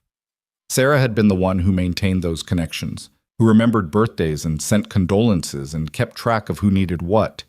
When she died, those connections had withered and died with her. But maybe, just maybe, they weren't entirely dead. Maybe there were still people out there who remembered the Rowan Hale he used to be, the man who had worked his land with pride, who had helped his neighbors when they needed it, who had loved his wife with a devotion that was the envy of the county. Maybe those people would help him now, if he asked. It was a slim hope, but it was the only hope he had. The next morning, Rowan woke before dawn and began preparing for a trip to town. "I have to go," he told Elin as she rubbed sleep from her eyes. "There are people I need to talk to, things I need to arrange. I'll be gone most of the day, maybe longer." Fear flickered across her face. "Can I come with you?" "Not this time." He saw her expression crumble and quickly added, "It's not that I don't want you with me, but some of these conversations, they're going to be difficult, and I don't want you to have to hear them." "What kind of conversations?" Rowan hesitated. He had never lied to Elin, not about anything important, and he wasn't going to start now. "I'm going to ask for help," he said. "From people I haven't talked to in a long time, people who might not want to help me. But I have to try, because you're worth fighting for." Elin was quiet for a moment. Then she reached out and took his hand. "Be careful," she said. "I will. And come back." The words hit him harder than he expected. Come back. Such a simple request, but coming from a child who had watched her parents walk away and never return, it carried the weight of the world. "I'll always come back," he said. "Always, no matter what." He rode out an hour later, leaving Elin with strict instructions to stay inside, to keep the doors locked, to not open them for anyone. She had promised, her face solemn and serious, and he had to trust that she would keep her word. The ride to town took the better part of 3 hours, giving Rowan plenty of time to rehearse what he was going to say and plenty of time to doubt whether any of it would work.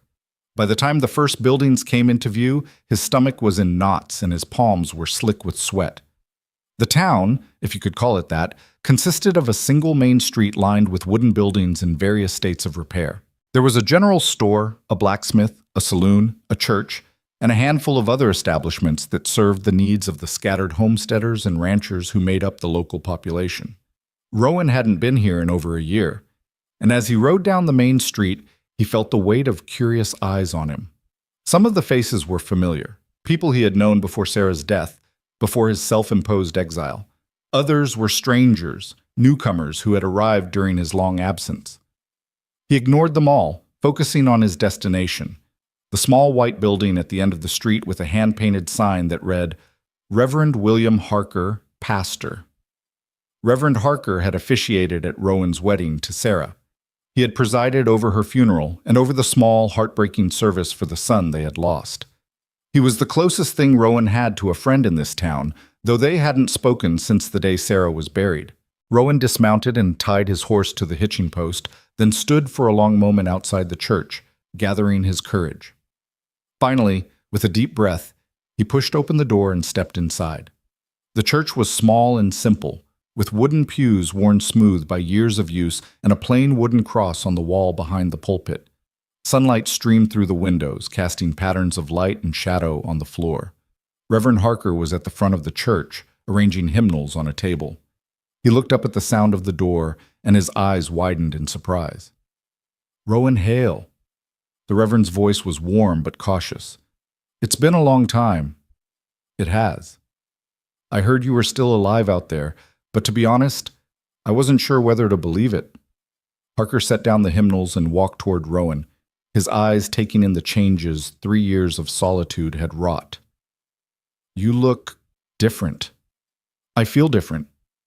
And there's a child now, I hear. A little girl. Word traveled fast, apparently. Rowan nodded. Her name is Elin, and she's why I'm here. Reverend Harker listened in silence as Rowan told him everything, finding Elin in the snow, taking her in, watching her bloom from a terrified waif into a brave young girl. The peddler's visit, the sheriff's warning, the threat of the territorial welfare office coming to take her away. When Rowan finished, Harker was quiet for a long moment. Then he sighed. That's quite a story, Rowan. Quite a responsibility you've taken on. I know. And you're here because you need help, someone to speak on your behalf. Yes.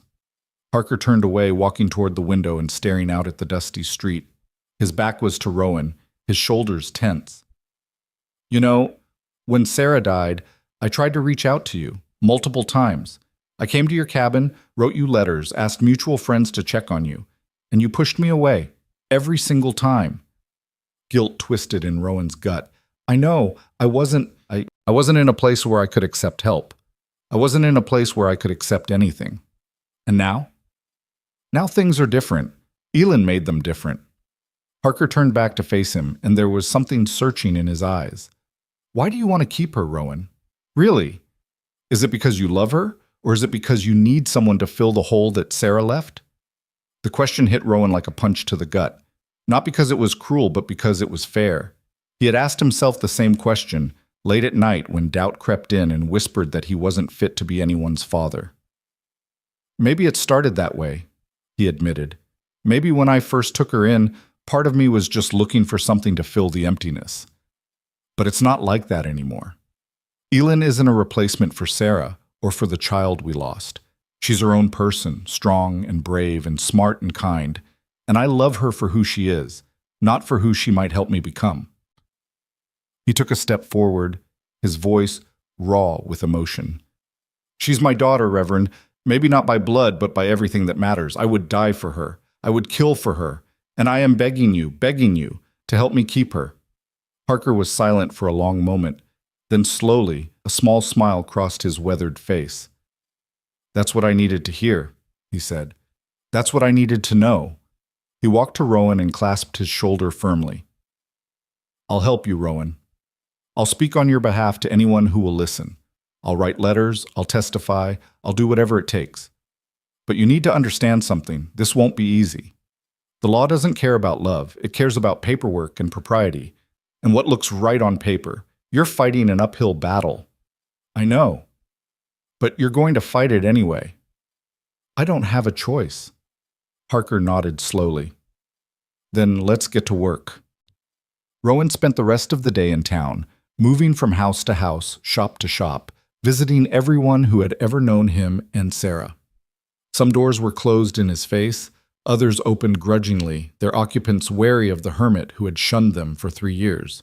But a few, more than he had expected, listened to his story and agreed to help.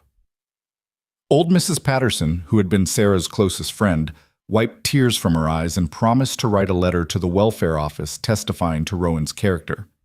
The Hendricks family, whose barn Rowan had helped build 10 years ago, offered to appear in person if a hearing was called. Even the gruff blacksmith, a man of few words and fewer smiles, clapped Rowan on the shoulder and said he would put in a good word. By the time Rowan mounted his horse for the ride home, he had gathered a small army of supporters, people willing to stand up for him, to vouch for his fitness as a guardian, to fight for his right to keep the child he loved. It wasn't enough. He knew it wasn't enough. But it was a start. The sun was setting by the time he reached the cabin, painting the sky in shades of orange and pink and gold. As he dismounted, the cabin door flew open and Elin came running out, her face alight with relief. "You came back," she cried, throwing herself into his arms. "I told you I would." "I know, but—" She buried her face against his chest. "I was so scared." Rowan held her tight, feeling her small body tremble against his. "I'm here," he said softly. "I'm here, and I'm not going anywhere. Not ever." They stood there together as the last light faded from the sky, holding on to each other like survivors of a shipwreck clinging to a piece of driftwood. The week ahead loomed before them, dark and uncertain, full of dangers they couldn't predict and outcomes they couldn't control. But for this moment, at least, they were together. And together, they would face whatever came. That night, after Elin had fallen asleep, Rowan sat by the window and watched the stars wheel overhead. Somewhere out there, in offices and courtrooms and government buildings, people were deciding his fate, deciding Elin's fate, based on laws and regulations that knew nothing of love, nothing of sacrifice, nothing of the bond that had formed between a broken man and an abandoned child. He thought about the week ahead, about the battle he would have to fight, about the possibility, the very real possibility, that he might lose. And then he thought about Elin, about the way she laughed when he told his terrible jokes, about the stubborn set of her jaw when she was determined to do something, about the way she looked at him with those summer sky eyes full of trust and hope and love. He wasn't going to lose her. He couldn't. Whatever it took, whatever he had to do, whatever sacrifices he had to make, he would find a way to keep her. Because she wasn't just a child he had saved from the snow. She was his daughter, his family, his reason for living, and no law in the world was going to take that away from him. The moon rose over the mountains, casting silver light through the window and illuminating the small form sleeping peacefully on the bed. Rowan watched her breathe, watched the gentle rise and fall of her chest, watched the small smile that played at the corners of her lips as she dreamed whatever dreams 7-year-olds dream. Tomorrow, the fight would begin in earnest. But tonight, there was peace. Tonight, there was home. And for now, that was enough. The fever came without warning, stealing into the cabin like a thief in the night, and wrapping its burning fingers around Elin's small body. Rowan woke to the sound of her whimpering, a soft, pitiful sound that cut through his sleep and brought him bolt upright in his chair by the window. He had fallen asleep there again, keeping watch over the darkness as if his vigilance alone could hold back the forces gathering against them. 3 days had passed since the sheriff's visit, 3 days of preparation and planning and desperate hope, and the strain was beginning to tell. But all thoughts of sheriffs and welfare officers vanished the moment he crossed to Elin's bed and touched her forehead. She was burning. "Elin." He shook her gently, then more firmly when she didn't respond. "Elin, wake up." Her eyes fluttered open, but they were glassy and unfocused, seeing something beyond the walls of the cabin, beyond the reach of his voice. "Mama?" she whispered. "Mama, I'm sorry. I tried to eat less. I tried. Elin, it's me. It's Rowan." But she didn't seem to hear him. Her head tossed on the pillow, her small hands clutching at the blankets, her lips moving in a constant stream of half-heard words and pleas. The fever had taken her somewhere else, somewhere Rowan couldn't follow. He worked through the night, drawing on everything he knew about sickness and healing, knowledge he had learned from Sarah, who had nursed him through influenza 2 winters before she died, and from his own mother, who had raised 6 children to adulthood in a time when half of all babies never saw their first birthday. He stripped off Elin's sweat-soaked nightgown and replaced it with a fresh one from Sarah's old trunk. He soaked rags in cool water from the creek and laid them on her forehead, her neck, her wrists, anywhere he could think of to bring down the terrible heat that seemed to radiate from her skin.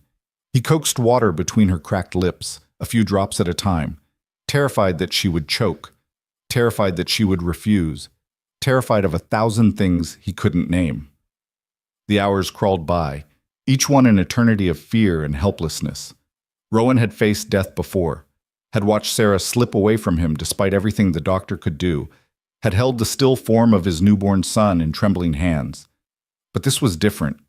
This was a child who had already survived so much, who had clawed her way back from the brink of death once before, who deserved a chance at life that the world seemed determined to deny her.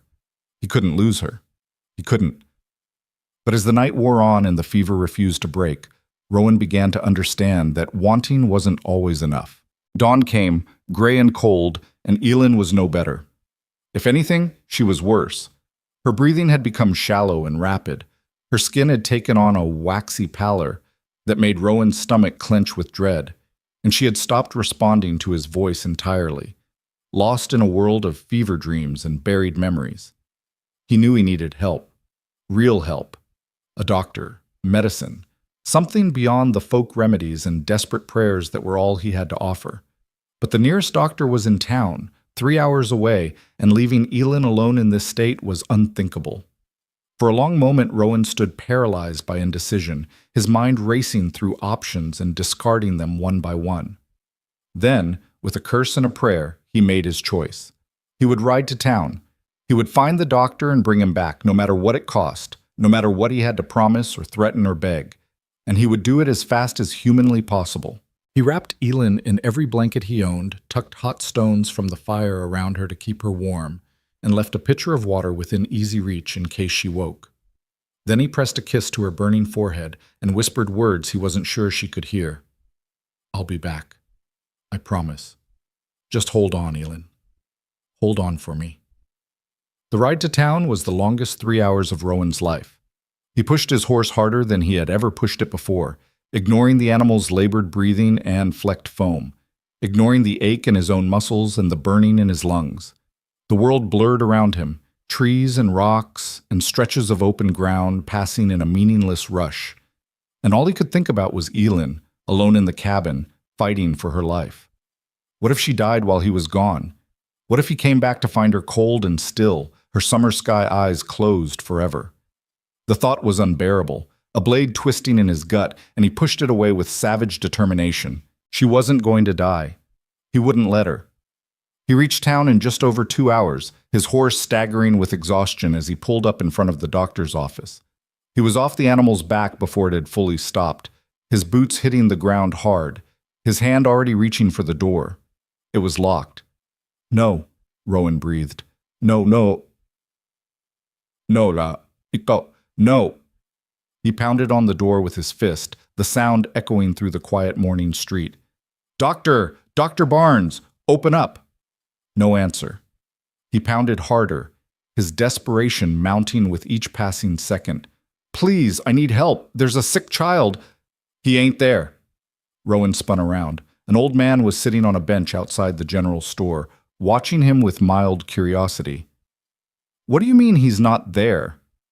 "Rode out to the Henderson place yesterday. Their youngest took sick. Probably won't be back till tomorrow. Maybe the day after." Tomorrow. The word hit Rowan like a physical blow. Tomorrow might as well be a lifetime away. "Is there anyone else? Anyone who knows medicine?" The old man scratched his chin thoughtfully. "Well, there's old Mrs. Chen. She's got some Chinese remedies she learned from her grandmother.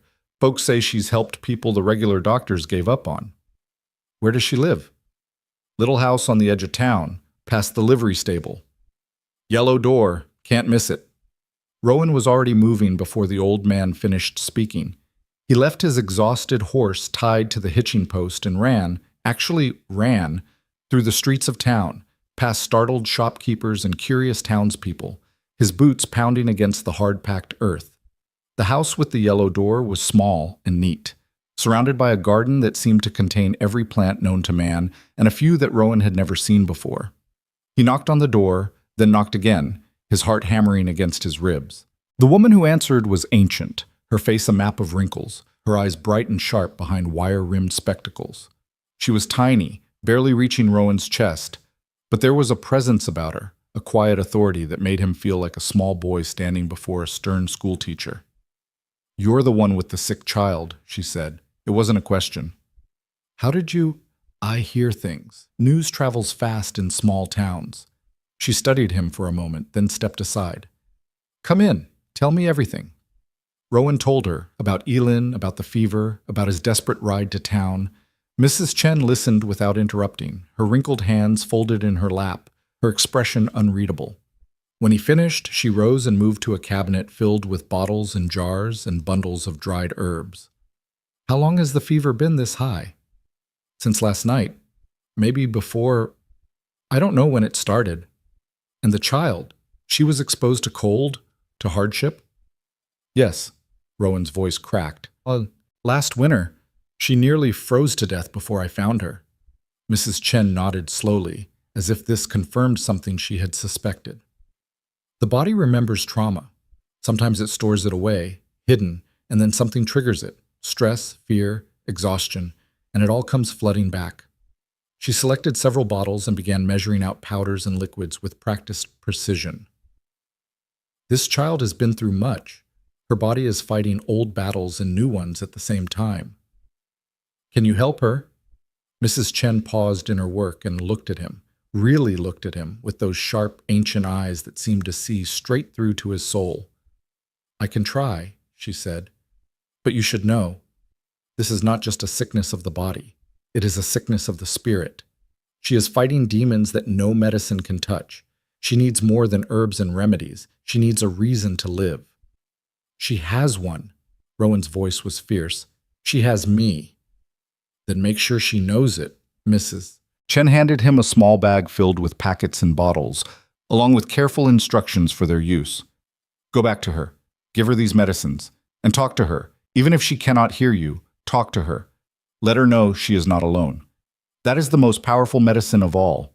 Rowan took the bag with trembling hands. How much do I owe you? Mrs. Chen waved a dismissive hand. Pay me when the child is well. If she is not well, she shrugged.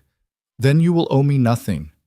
He wanted to thank her, wanted to find words that could express the depth of his gratitude, but his throat was too tight and his eyes were burning, and all he could do was nod and turn and run back the way he had come. The ride home was even faster than the ride to town, though Rowan wasn't sure how that was possible. His horse was nearly dead on its feet, and so was he, but neither of them stopped or slowed until the cabin came into view. Rowan was off the horse before it had fully stopped, bursting through the cabin door with his heart in his throat, terrified of what he might find. Elin was exactly where he had left her, wrapped in blankets, her small face flushed and damp with fever sweat. But she was breathing, still fighting. He collapsed beside her bed, his legs finally giving out, and pressed his forehead against the edge of the mattress. I'm back, he whispered. I promised I would come back, and I did. Now you have to promise me something, Elin. You have to promise to keep fighting. Can you do that? Can you hold on just a little longer? No response, just the shallow rasp of her breathing and the distant call of a bird outside the window. Rowan got to work. He followed Mrs. Chen's instructions exactly, brewing teas and mixing poultices and administering medicines with the careful precision of a man whose whole world depended on getting every detail right. He kept the fire burning, kept the cool cloths on her forehead, kept talking to her even though she gave no sign of hearing. He told her about Sarah, about how they had met at a church social when he was 22 and she was 19, how he had tripped over his own feet trying to ask her to dance, how she had laughed at him but said yes anyway. He told her about the early days of their marriage, the struggles and the joys, the dreams they had built together on this patch of land. He told her about the day Sarah had learned she was pregnant, about the way her face had glowed with happiness, about the plans they had made for the nursery, and the names they had argued over late into the night. He told her about the terrible day when everything had gone wrong, when the baby had come too early and Sarah had bled too much, and the doctor's face had grown grim and hopeless. He told her about the darkness that had followed, the years of grief and isolation, the slow erosion of everything he had once been. He told her about the night he had found her in the snow, about the moment he had decided to save her, about how that decision had saved him too. You came into my life when I had given up on everything, he said, his voice rough with exhaustion and emotion. You gave me a reason to get out of bed in the morning, a reason to work and plan and hope. You made me believe that maybe, just maybe, I could be something more than a broken man waiting to die. He took her small, hot hand in his and held it gently. I need you, Elin. I know that's a lot to put on a little girl, and I'm sorry, but it's the truth. You're not a burden. You never were. You're a gift, the best gift I've ever received, and I am begging you from the bottom of my heart to stay with me. Don't give up. Don't let go. Fight, Elin. Fight like I know you can. The hours passed. Day turned to night, and night turned to day again. Rowan lost track of time, lost track of everything except the rhythm of Elin's breathing and the endless cycle of medicines and cool cloths and whispered prayers. He didn't sleep, didn't eat, didn't move from her side except when absolutely necessary.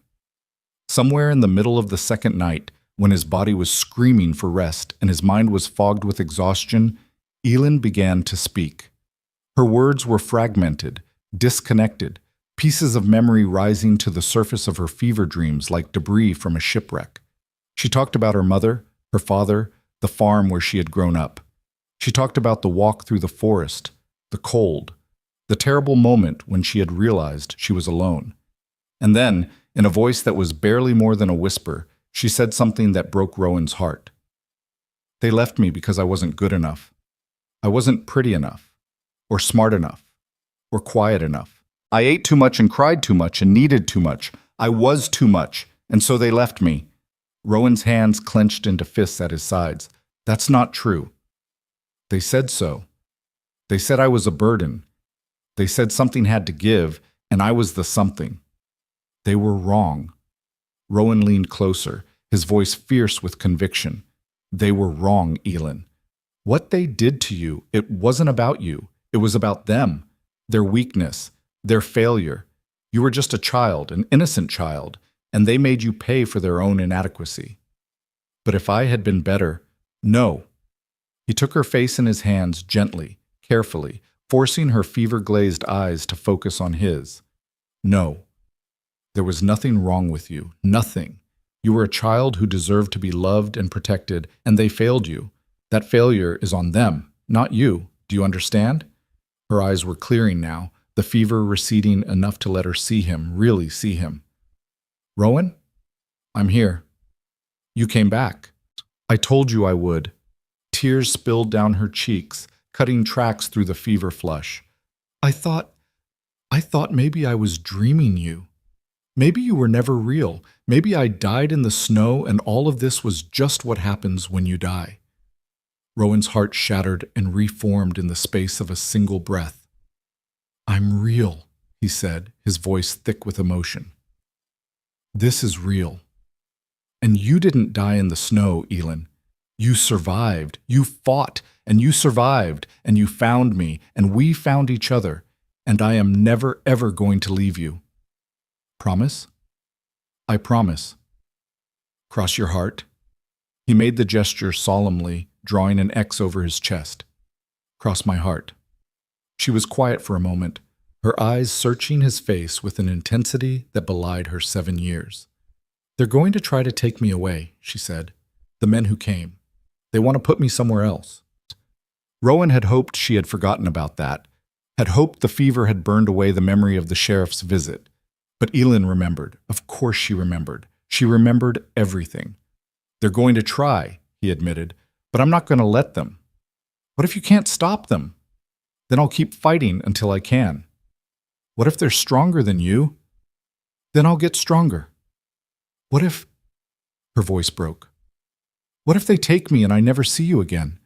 Rowan pulled her into his arms, holding her close, feeling her small body tremble against his chest.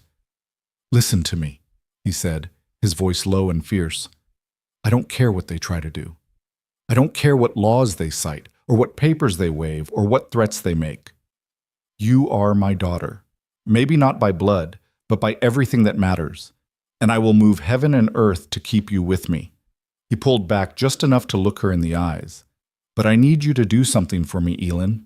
I need you to get better. I need you to fight this fever the way you fought everything else in your life, because I can't do this alone. I need you by my side, strong and healthy and ready to face whatever comes. Can you do that for me? She nodded slowly, her eyes still bright with tears but stronger now, more focused. I can do it. Good girl. He kissed her forehead. That's my brave girl. The fever broke that night, as suddenly as it had arrived. One moment Elin was burning with heat, the next she was drenched in sweat, her skin cool to the touch, her breathing deep and even. Rowan sat beside her, watching, hardly daring to believe, until at last he was certain. She was going to be all right. He wept then, silently, his shoulders shaking with relief and exhaustion and the accumulated terror of the past 2 days. He wept for Elin, for himself, for Sarah, and the child they had lost, for all the pain and fear and uncertainty that had marked his life since the day everything fell apart. But mixed with the grief was something else, something he hadn't felt in a very long time. Joy.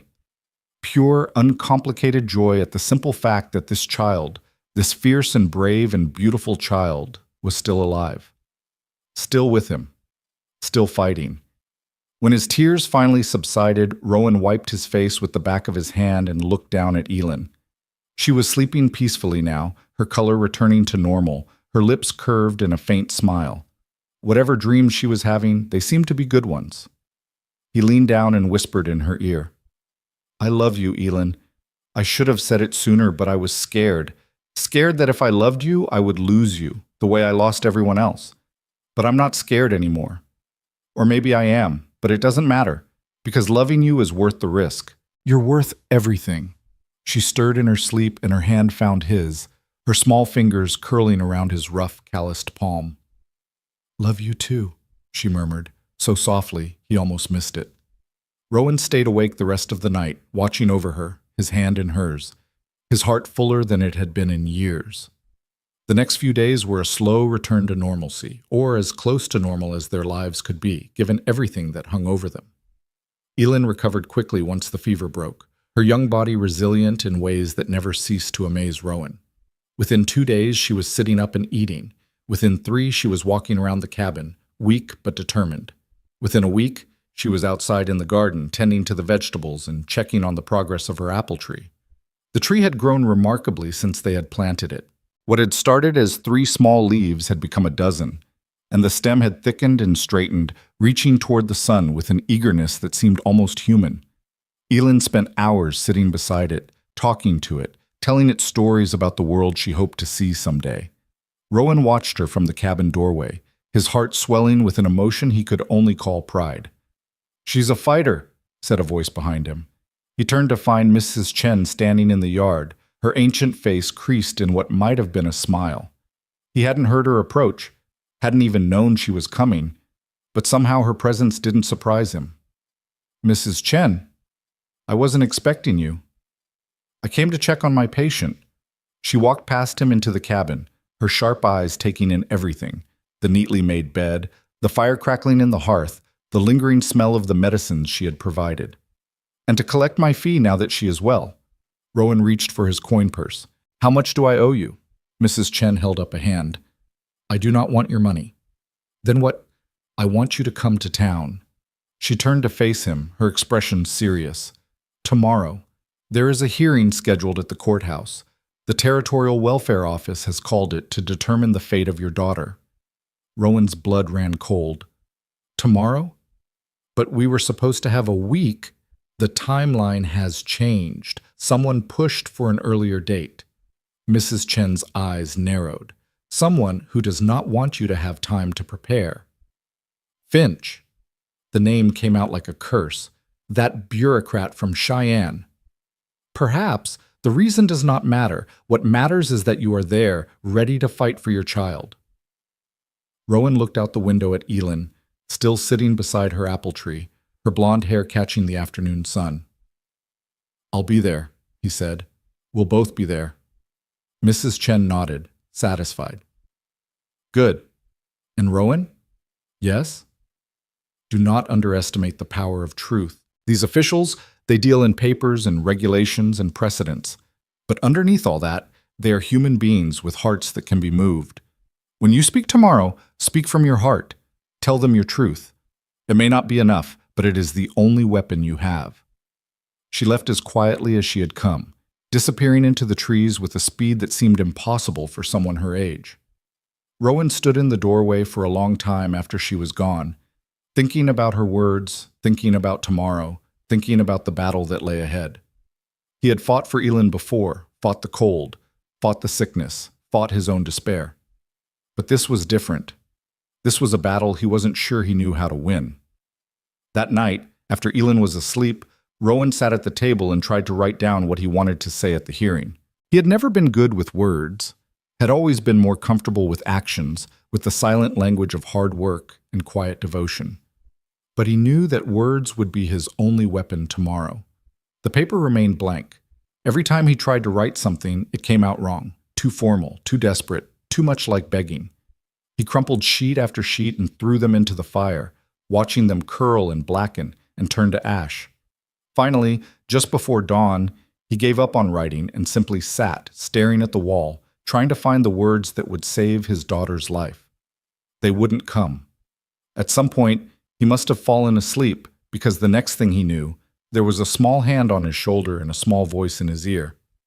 "Rowan? Rowan, wake up. It's morning." He opened his eyes to find Elin standing beside him, dressed in the best clothes they had, a simple dress that had once belonged to Sarah, taken in and hemmed to fit her small frame, with her hair brushed and braided and her face pale but determined. "You knew," he said, "about the hearing. I heard Mrs. Chen talking to you yesterday." She sat down in the chair across from him, her hands folded in her lap. "I know what's going to happen today. Elin, I'm scared." Her voice was steady, but he could see the fear in her eyes, the same fear she had carried with her since the day her parents walked away. "I'm scared they're going to take me away and put me somewhere terrible. I'm scared I'll never see you again. I'm scared of everything."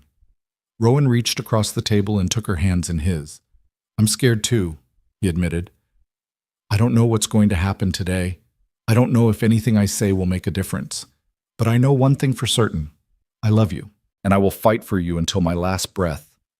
Elin's eyes filled with tears, but she didn't let them fall. "I love you too," she said. "And I want you to know something, Rowan. No matter what happens today, no matter what they decide, you're still my father. Not the people who left me in the snow. You found me, you saved me, you chose me. And that makes you my father, no matter what any piece of paper says." The words hit Rowan like a wave, washing over him, filling him with a warmth that had nothing to do with the fire crackling in the hearth. "When did you get so wise?" he asked, his voice rough. "I had a good teacher." He laughed then, a real laugh, the first one in days, and pulled her into his arms. "Come on," he said. "Let's go show those officials what family really means." The ride to town was quiet, both of them lost in their own thoughts. Elin sat in front of Rowan on the horse, her small body pressed against his chest, her hands gripping the saddle horn with white-knuckled intensity. She didn't speak, but every so often she would lean back against him, as if drawing strength from his presence. Rowan held her close and tried to ignore the dread coiling in his stomach. The town square was more crowded than Rowan had ever seen it. Word had spread about the hearing, and it seemed like every homesteader and rancher within 20 miles had come to witness the spectacle. Some faces were sympathetic, others curious, still others openly hostile. Rowan ignored them all, focusing on the courthouse at the end of the street, a squat wooden building that served as the center of what passed for law and order in this corner of Wyoming. They dismounted and made their way through the crowd, Elin's hand gripping Rowan's with fierce determination. People parted before them, some whispering, some calling out words of encouragement. Rowan didn't respond to any of them. His eyes were fixed on the courthouse door. Sheriff Briggs was waiting for them at the entrance. "Rowan." The sheriff's voice was neutral, professional. "The hearing is about to begin. They're waiting for you inside." "Who's they?" "Judge Morrison, Mr. Finch from the welfare office. A few others." Briggs paused and something flickered in his eyes. Sympathy, maybe, or regret. "Rowan, I want you to know, I did what I could. I told them about your character, about how you've cared for this girl, but Finch has been making noise about legal precedents and proper procedures, and the judge likes things done by the book. Thank you for trying. Just be careful in there. Don't lose your temper, no matter what Finch says. It'll only make things worse." Rowan nodded and stepped through the courthouse door, Elin's hand still clutched in his. The hearing room was small and stuffy, lit by oil lamps that cast flickering shadows on the walls. A wooden bench served as the judge's platform, behind which sat an elderly man with a face like weathered granite and eyes that revealed nothing. Mr. Finch sat at a table to the right, his papers spread before him, his expression one of barely concealed triumph. There were other people in the room, witnesses, Rowan realized, people who had been called to testify. He recognized some of them, Mrs. Patterson, who had promised to speak on his behalf, the Hendricks family, Reverend Harker. But there were others too, strangers with hard faces and harder eyes, and Rowan had a sinking feeling about who had called them. "Mr. Hale." Judge Morrison's voice was dry, dispassionate. "Please take your seat. This hearing will now come to order." Rowan led Elin to a chair near the front of the room and sat down beside her. His heart was pounding, his palms were sweating, but he kept his face calm, his posture straight. Whatever happened in this room, he would face it with dignity. We are here today to determine the custody of the minor child known as Elin, Judge Morrison continued. Mr. Finch, as the representative of the Territorial Welfare Office, you may proceed with your case. Finch rose, smoothing his coat with an air of self-satisfaction that made Rowan want to punch him. Thank you, Your Honor. The facts of this case are simple. A child of unknown parentage was discovered in the wilderness by Mr. Rowan Hale and has been living with him for the past several months without any legal documentation of guardianship. Under territorial law, objection. The word came from Reverend Harker, who had risen to his feet with fire in his eyes. This is not a trial, Reverend, Judge Morrison said mildly. There are no objections. Then let me rephrase. Mr. Finch's characterization of the facts is incomplete and misleading. The child was not simply discovered.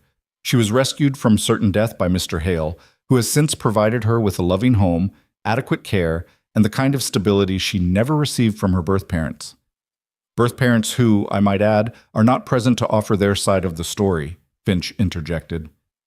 Birth parents who abandoned their own child in the forest to die, Harker shot back.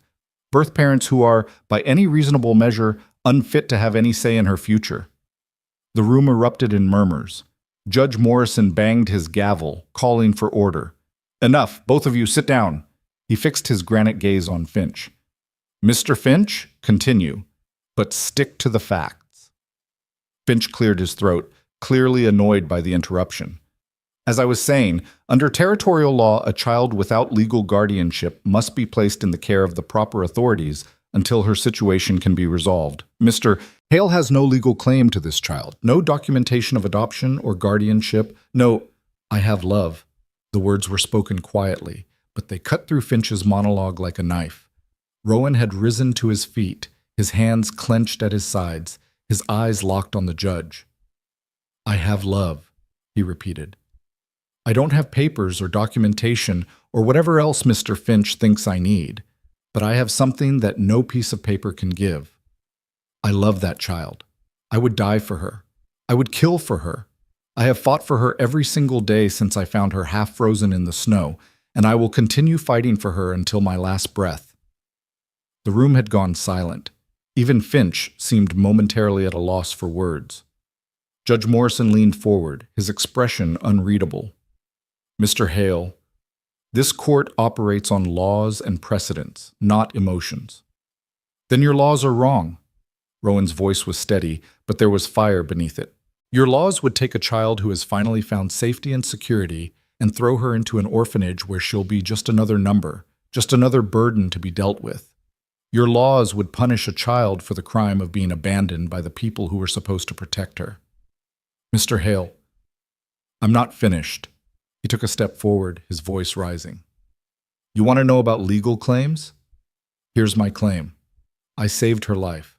I fed her when she was starving. I warmed her when she was freezing. I sat by her bed for 2 days straight when she was burning with fever, and I fought with everything I had to bring her back. I have earned the right to be her father, Your Honor. I have earned it with sweat and tears and sleepless nights, and a love so deep it terrifies me. He turned to look at Elin, who was watching him with eyes full of wonder and hope, and something that looked very much like pride. That child is my daughter. Not because of blood, not because of papers, but because we chose each other. We saved each other. And if your laws can't recognize that, then your laws don't deserve to be followed. The silence that followed was absolute. No one moved. No one spoke. Then, slowly, Elin rose from her chair and walked to stand beside Rowan. She took his hand, her small fingers intertwining with his, and turned to face the judge. He's telling the truth, she said, her voice clear and steady despite the tears streaming down her face. My birth parents left me in the forest to die because they didn't want me anymore. But Rowan found me. He saved me. He never once made me feel like I was a burden or a problem. He made me feel like I was worth something. She squeezed Rowan's hand tighter. He's my father, the only real father I've ever had. And I don't care what any of you say or what your laws say or what Mr. Finch says. I'm staying with him. And if you try to take me away, I'll run away and come right back. I'll keep coming back, again and again, because this is where I belong. This is my home." The words hung in the air, powerful and defiant and heartbreakingly young. Judge Morrison stared at them for a long moment, his granite face revealing nothing. Then, slowly, something shifted in his eyes. A softening, a recognition, a glimpse of the human being beneath the judicial exterior. He looked at Finch, then at Harker, then back at Rowan and Elin standing hand in hand before him. "This court will recess for 1 hour," he said.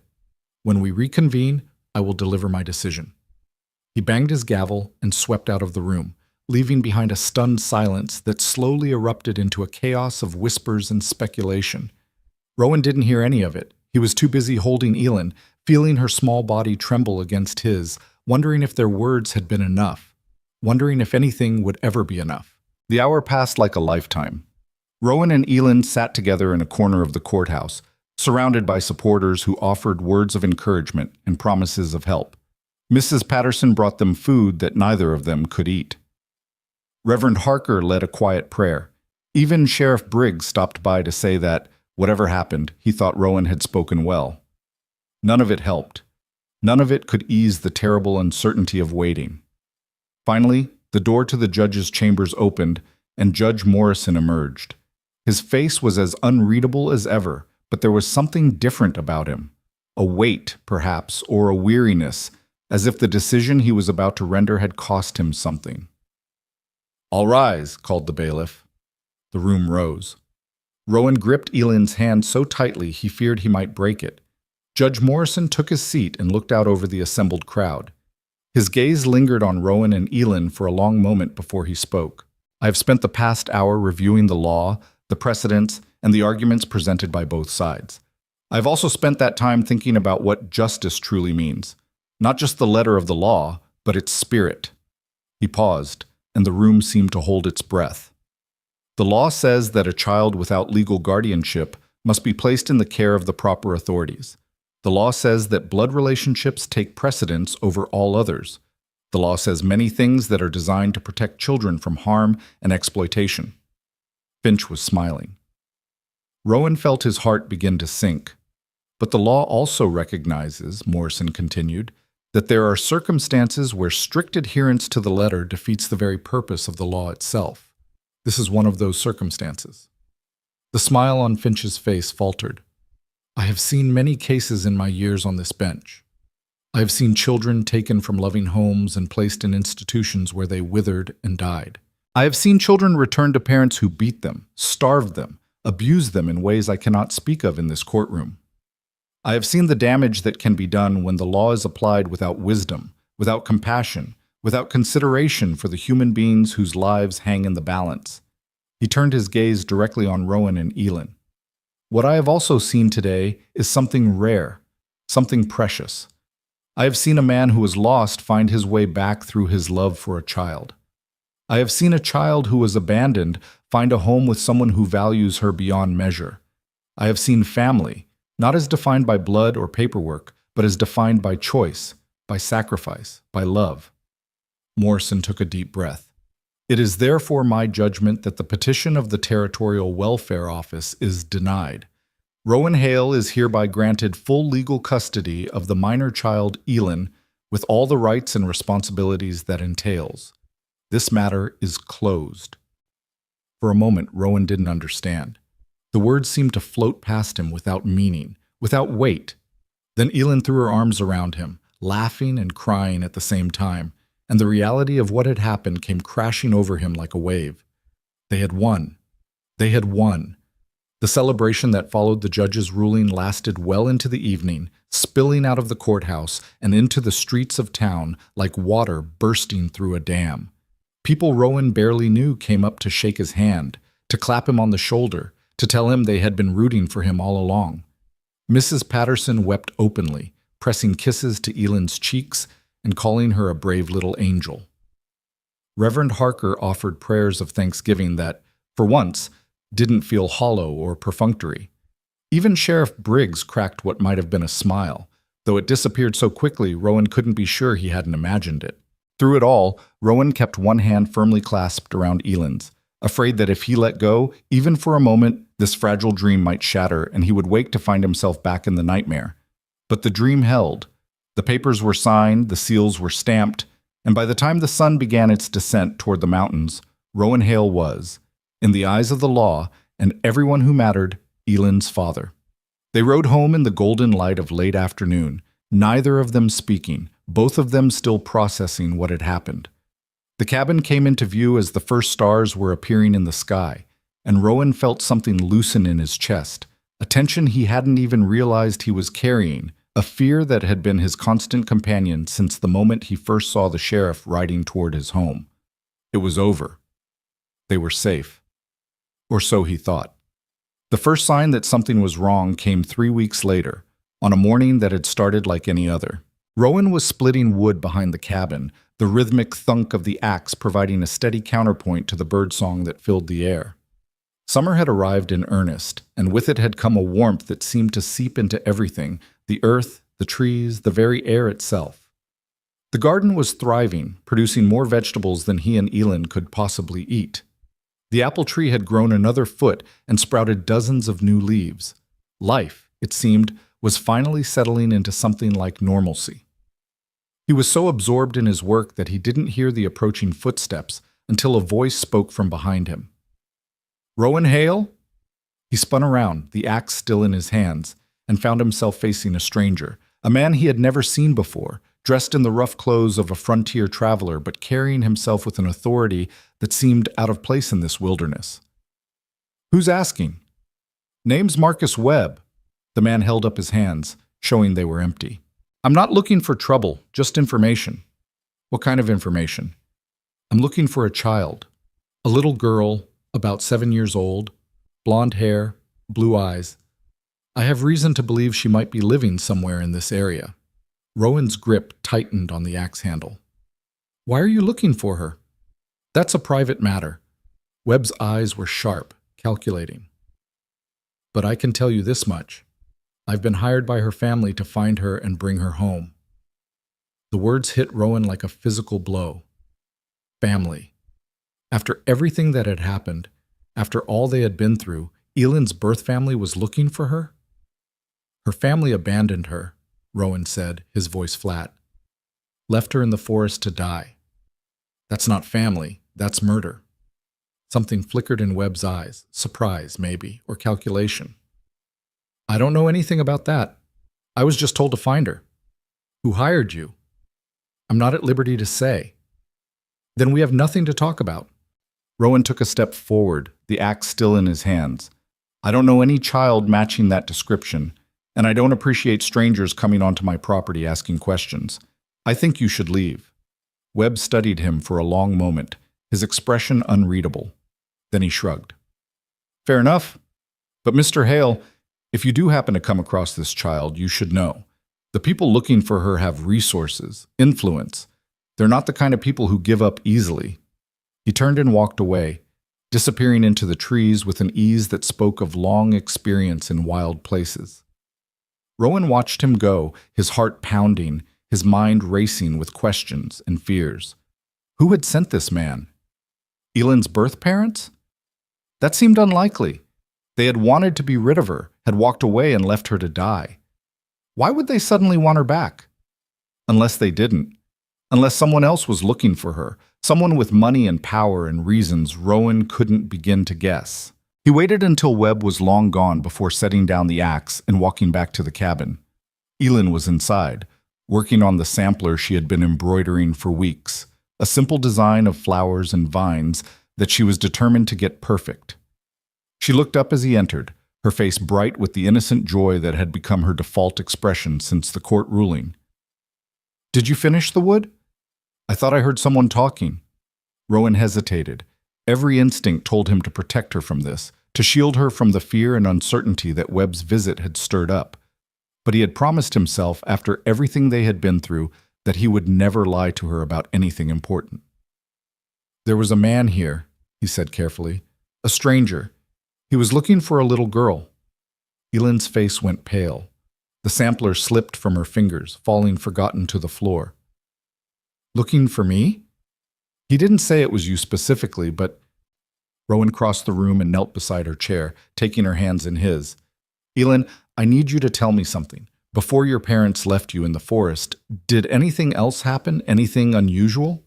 She was quiet for a long moment, her eyes distant, her mind clearly traveling back to a place she had tried hard to forget. There were people who came to the farm, she said finally. A few weeks before they left me. Men in nice clothes, riding nice horses. They talked to my father for a long time, and after they left, he was different, scared almost, and angry. He and Mama fought about something, but they wouldn't tell me what. Do you know who the men were? She shook her head. I asked, but Papa just told me to mind my own business. And then, she swallowed hard. And then a few weeks later, they took me into the forest and walked away. Rowan's mind was racing, trying to piece together a puzzle with most of the pieces missing. Who were these men? What had they wanted? And why, after all this time, was someone still looking for Elin? Listen to me, he said, his voice firm but gentle. Whatever is going on, whatever this man wants, I'm not going to let anyone take you away. You're my daughter now, legally and officially, and no one can change that. But what if they try? Then they'll have to go through me. The words were spoken with absolute conviction, and Elin seemed to draw strength from them. She nodded slowly, some of the fear leaving her eyes. Okay, she said. Okay. I trust you. Good. Rowan kissed her forehead and stood up. Now, I want you to stay inside for a while, just until I figure out what's going on. Can you do that? Yes. And if anyone comes to the door, anyone at all, you don't open it. You understand? I understand. He squeezed her shoulder and headed back outside, his mind already working on the problem. He needed information, and there was only one place in this territory where information could be had. He needed to go back to town. The ride to town felt longer than usual, every mile stretching out like an accusation. Rowan couldn't shake the feeling that he was leaving Elin unprotected, that by seeking answers he was somehow putting her at greater risk. But he needed to know what he was dealing with. He needed to understand who was looking for his daughter and why. The town was busy when he arrived, filled with the usual bustle of frontier commerce, farmers selling produce, merchants hawking wares, children running through the streets with the careless abandon of youth. Rowan tied his horse outside the saloon and went inside, scanning the dim interior for familiar faces. He found what he was looking for at a table in the corner, a grizzled old man with a face like cracked leather and eyes that had seen everything worth seeing and plenty that wasn't. Silas, Rowan said, sliding into the chair across from him. Silas looked up from his whiskey, his expression unsurprised. Rowan Hale, I heard you won that court case. Congratulations. Thanks. I need information. Information costs money. Rowan dropped a small pouch of coins on the table. It was most of what he had saved over the past months, scraped together from trap lines and small trades, but he didn't hesitate. A man came to my cabin this morning, said his name was Marcus Webb, said he was looking for a child. Silas's eyes narrowed. Webb, you say? You know him? Know of him. He's a finder. Tracks down people who don't want to be found. Works for whoever pays him, and he's damn good at what he does. Who's paying him? Silas was quiet for a moment, his weathered fingers tracing the rim of his glass. That I don't know for certain, but I've heard rumors. What kind of rumors? The kind that involve money. Lots of money. Silas leaned forward, lowering his voice. Word is, there's a rich family back east looking for a child that was supposed to be theirs, that was taken from them or hidden from them or something. They've been searching for years, and they recently got a lead that brought them out this way. Rowan's blood ran cold. A rich family? What rich family? Dunno, but whoever they are, they've got enough money to hire someone like Webb, and enough connections to make things happen. If they're after your girl, Rowan, you've got trouble coming. She's not their girl, she's mine. I believe you, but believing and proving are two different things. Silas drained his whiskey and set the glass down with a decisive thunk. My advice? Find out what they want. Find out why they think this child belongs to them. Because if you don't get ahead of this thing, it's going to run you over. Rowan nodded slowly, his mind churning. Thanks, Silas. Don't thank me yet. You haven't heard the worst part. There's worse? Always is. Silas met his eyes, and for the first time, Rowan saw something like sympathy in the old man's weathered face. Webb's not the only one looking. I've heard there are others, lawyers, investigators, maybe even some folks who aren't so bound by the law. This family, whoever they are, they're throwing everything they have at finding this child, and they're not going to stop until they do.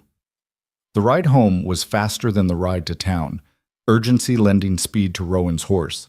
His mind was a whirlwind of questions and fears, possibilities and impossibilities. A rich family looking for a child, men in nice clothes visiting Elyn's parents before they abandoned her, a finder named Marcus Webb who wouldn't give up easily. What did it all mean? Who was Elyn really? And what did these people want with her? He burst through the cabin door to find Elyn exactly where he had left her, still sitting in her chair, her sampler abandoned on the floor. But she wasn't alone. Mrs. Chen was there. The ancient woman sat across from Elyn, a cup of tea in her wrinkled hands, her sharp eyes watching Rowan with an expression he couldn't read. Mrs. Chen. Rowan's hand moved instinctively toward the knife at his belt. What are you doing here? Protecting your daughter. She set down her tea and rose to her feet with a grace that belied her years. There are people in this territory asking questions about a blonde child with blue eyes. I thought you should know that those questions have reached ears that should not hear them. Whose ears? Mr. Finch, for one. He may have lost the custody case, but he has not given up his crusade. He believes you stole this child from her rightful family, and he has been making inquiries. Rowan's jaw tightened. Finch has no authority over us anymore. The judge ruled. Rulings can be overturned. Evidence can be manufactured. Witnesses can be persuaded to change their stories. Mrs. Chen's voice was calm, matter of fact. You won a battle, Rowan Hale, but the war is not over. What do you suggest I do? Find out the truth. She moved toward the door, pausing to look back at him. This child has a past that someone is willing to spend a great deal of money to uncover.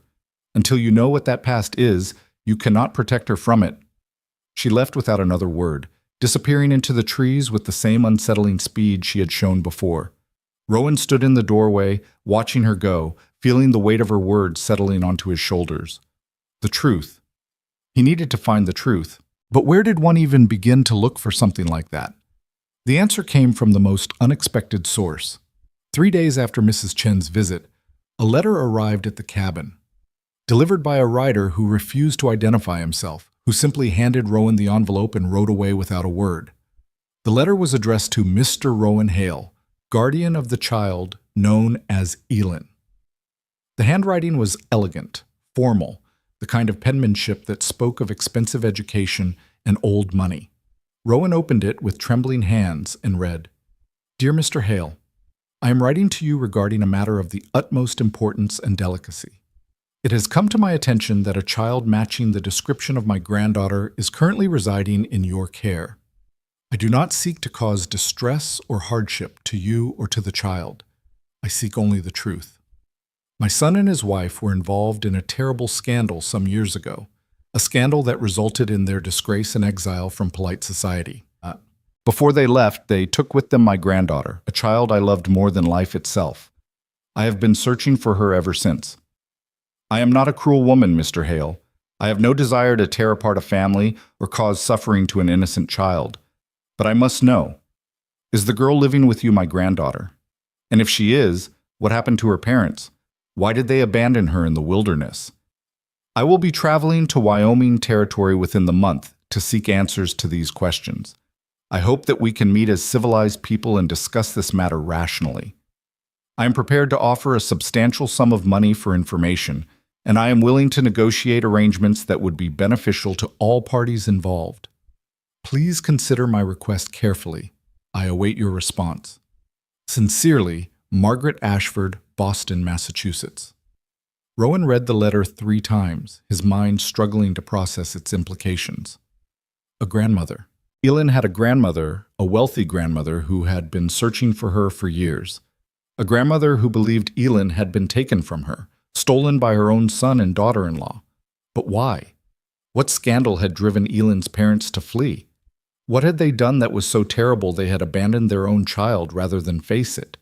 And what would happen if this Margaret Ashford arrived and demanded her granddaughter back?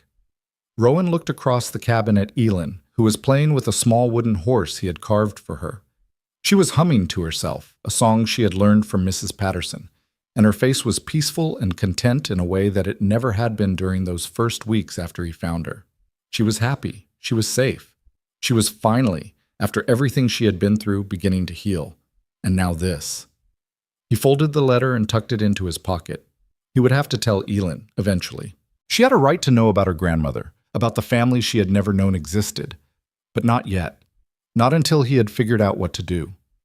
The weeks that followed were some of the most difficult of Rowan's life.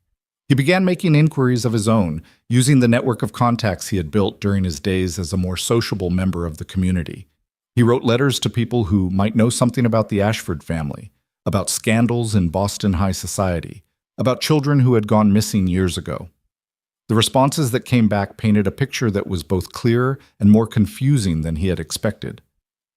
The Ashfords, it seemed, were one of the wealthiest families in Boston. Old money, old connections, old power. They had made their fortune in shipping and banking, and they had used that fortune to build an empire that stretched across half the eastern seaboard. But all empires have their secrets, and the Ashfords were no exception. According to the letters Rowan received, the scandal that had driven Elend's parents into exile had involved theft, not of money, but of something far more valuable. Elend's father, it seemed, had discovered evidence that his own parents had built their fortune on fraud and deception, on deals that had ruined countless families and destroyed countless lives. Rather than keep silent, he had threatened to expose them, and so they had destroyed him first. Using their money and influence, the Ashfords had manufactured evidence that their son was a thief and a liar. They had turned his friends against him, closed every door that might have offered him refuge, made it impossible for him to find work or support his family. And when he had fled west to escape their reach, they had sent people after him, not to bring him back, but to make sure he could never return. Elend's parents hadn't abandoned her because they didn't want her. They had abandoned her because they were trying to protect her, trying to hide her from the grandparents who saw her as nothing more than a pawn in their game of power and control. And they had died for it. Rowan learned, through careful inquiry, that Elend's parents had been found dead in a cabin 50 miles from where he had discovered Elend in the snow. The official cause of death was listed as exposure, but there were whispers of something darker, of signs of violence, of a struggle, of evidence that someone had wanted to make sure they never spoke again. The Ashfords had killed their own son to keep their secrets safe, and now they wanted Elend, not out of love, but out of a desire to control the last piece of evidence that could destroy them. Rowan couldn't let that happen. He sat Elend down that evening after dinner and told her everything he had learned. He didn't soften the truth or hide the ugliness of it. She had earned the right to know, and he owed her honesty. She listened in silence, her face pale, her eyes wide. When he finished, she didn't cry. She had learned in her short, hard life to hold her tears inside. But her hands were shaking, and her voice, when she spoke, was barely more than a whisper. My parents didn't leave me because they didn't want me? No. Rowan took her hands in his.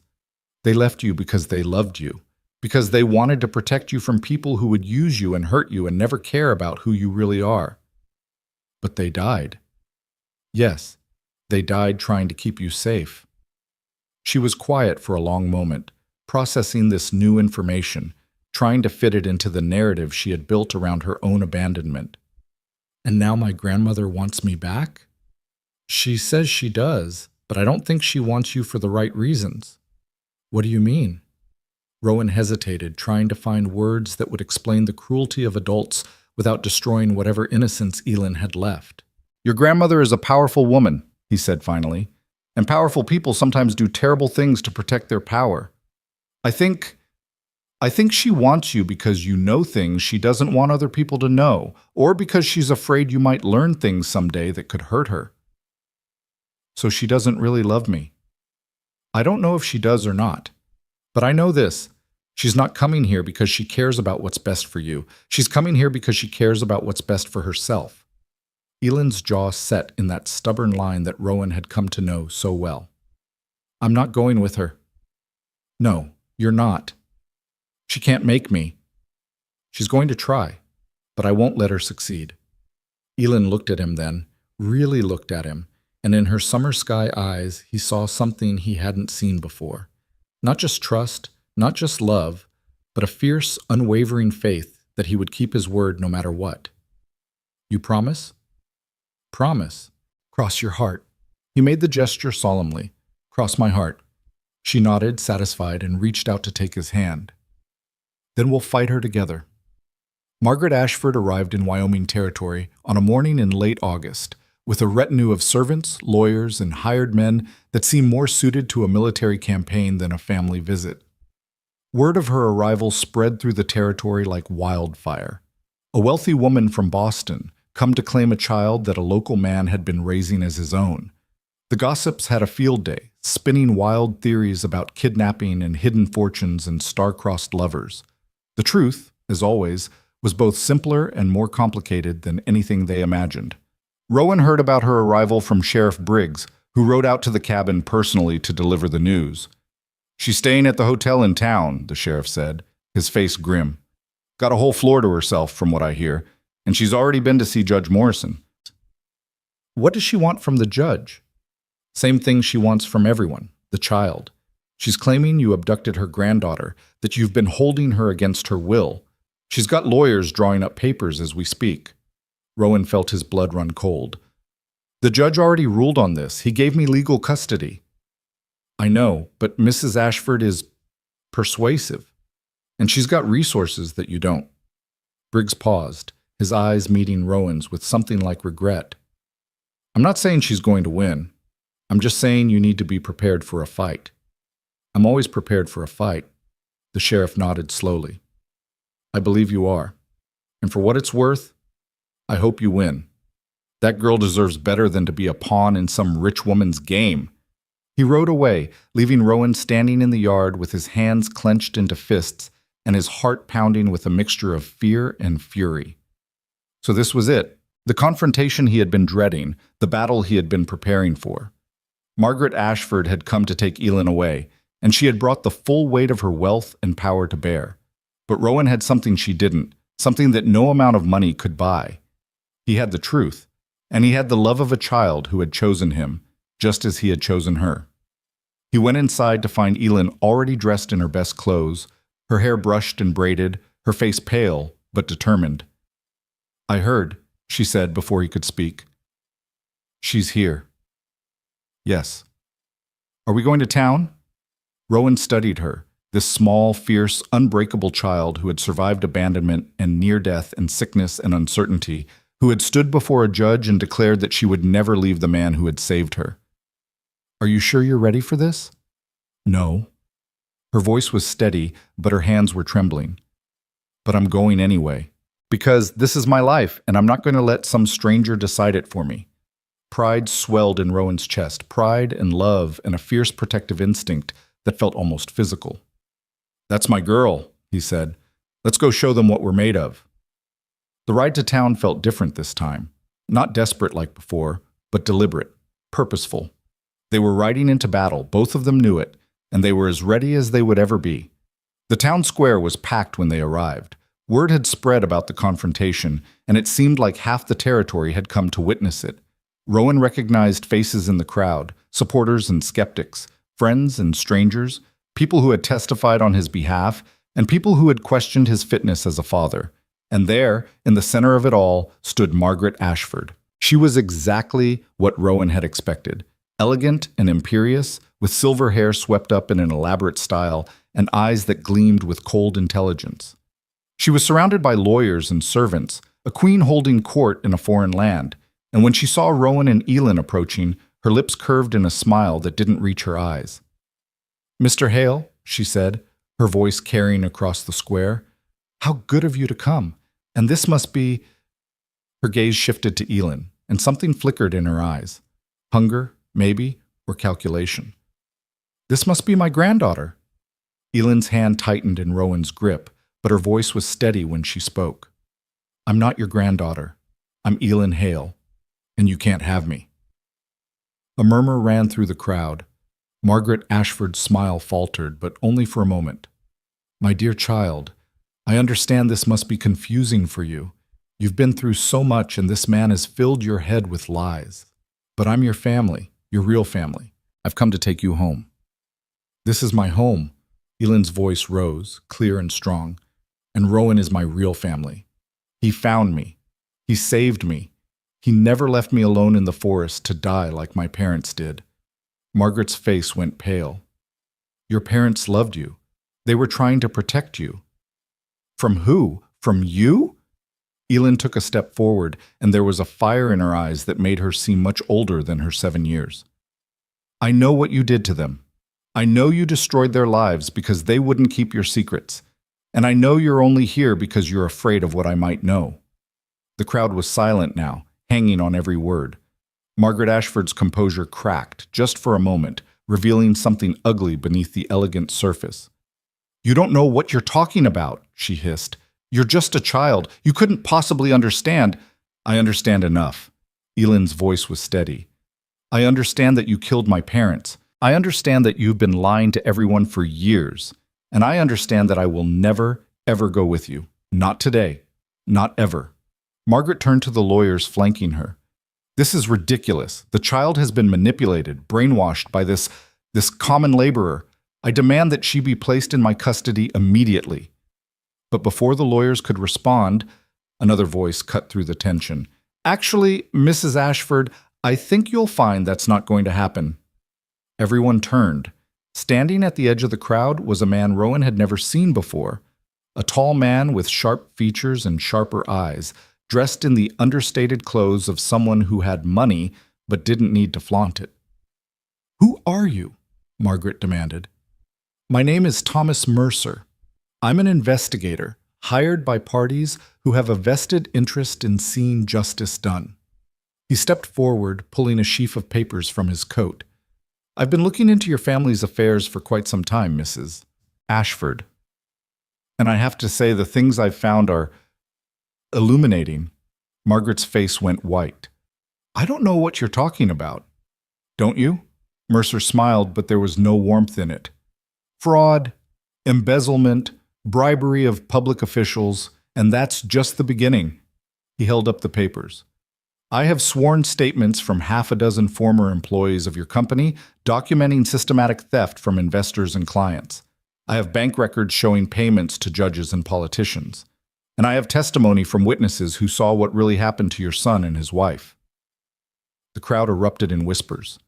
Margaret Ashford swayed on her feet, her carefully constructed facade crumbling. This is slander. I'll have you arrested. You'll do nothing." Mercer's voice was cold. "Because if you do anything at all, these documents go to every newspaper on the eastern seaboard, and then everyone will know what kind of woman you really are." For a long moment, Margaret Ashford stood frozen, her eyes darting between Mercer and Ellen and Rowan, searching for a way out that didn't exist. Then, slowly, her shoulders sagged, and the fight seemed to drain out of her. "What do you want?" she asked, her voice barely audible. "I want you to leave, today. I want you to go back to Boston and never contact this child again. And I want you to live the rest of your life knowing that your crimes have not been forgotten, and that if you ever try anything like this again, you will face the consequences." Margaret's lips trembled. For just a moment, she looked old and tired and defeated, stripped of all the power and prestige that had defined her life. "The child is mine," she whispered. "By blood, by right." "Blood doesn't make a family," Rowan said, stepping forward. "Love does. Sacrifice does. Being there when it matters does. You abandoned your own son, drove him to his death, and now you want to claim his daughter as your property? That's not love. That's ownership. And Ellen is not something to be owned." Margaret's eyes met his, and in them he saw something he hadn't expected. Not hatred, not fury, but something that looked almost like regret. "I loved my son," she said quietly. "In my way." "Your way wasn't good enough." She flinched as if he had struck her. Then without another word, she turned and walked away, her servants and lawyers hurrying after her, the crowd parting before her like water before a ship. In minutes, she was gone. The silence that followed her departure was broken by a sound that Rowan hadn't heard in a long time, the sound of applause. It started small, just a few people clapping, but it spread quickly until the whole square was filled with cheering and shouting and expressions of joy. Rowan stood in the center of it all, Elin's hand in his, feeling the weight of what had just happened settle over him like a warm blanket. It was over. Truly over this time. Margaret Ashford was gone, her threats neutralized, her power broken. And Elin, his Elin, was safe. He looked down at her and found her looking up at him, her summer sky eyes bright with tears that she was finally allowing herself to shed. "We did it," she whispered. "We did it," he agreed. "She's really gone?" "She's really gone, and she's not coming back." Elin threw her arms around him, burying her face against his chest, and Rowan held her tight, feeling her small body shake with sobs of relief. Around them, the crowd continued to celebrate, but Rowan barely noticed. His whole world had narrowed to this moment, this child, this overwhelming sense of gratitude and love. They had stood against the world, and the world had blinked first. The ride home that evening was different from any that had come before. The tension that had been their constant companion for months had finally dissipated, leaving behind a lightness that felt almost foreign. Elin fell asleep against Rowan's chest before they were halfway home, exhausted by the emotional ordeal of the day. He held her carefully, guiding the horse with one hand, watching the stars emerge one by one in the darkening sky. She had been so brave, braver than anyone had a right to expect from a 7-year-old child. She had faced down the woman who had destroyed her birth family, who had tried to claim her as property, and she had stood firm. His daughter. His fierce, unbreakable, extraordinary daughter. When they reached the cabin, Rowan carried her inside and laid her gently on her bed, pulling the blankets up to her chin the way Sarah used to do for him. She stirred as he turned to go, her hand catching his sleeve. "Rowan? I'm here. Is it really over?" He smoothed the hair back from her forehead, his touch gentle. "It's really over. No more people coming to take me away?" "No more. You're home, Elin, for good." She smiled, a real smile, free of the shadows that had haunted her for so long, and closed her eyes. "Good," she murmured, "because I'm never leaving." Rowan sat beside her bed long after she had fallen asleep, watching her breathe, counting his blessings one by one. He had a daughter, he had a home, he had a future, and for the first time in longer than he could remember, he had hope.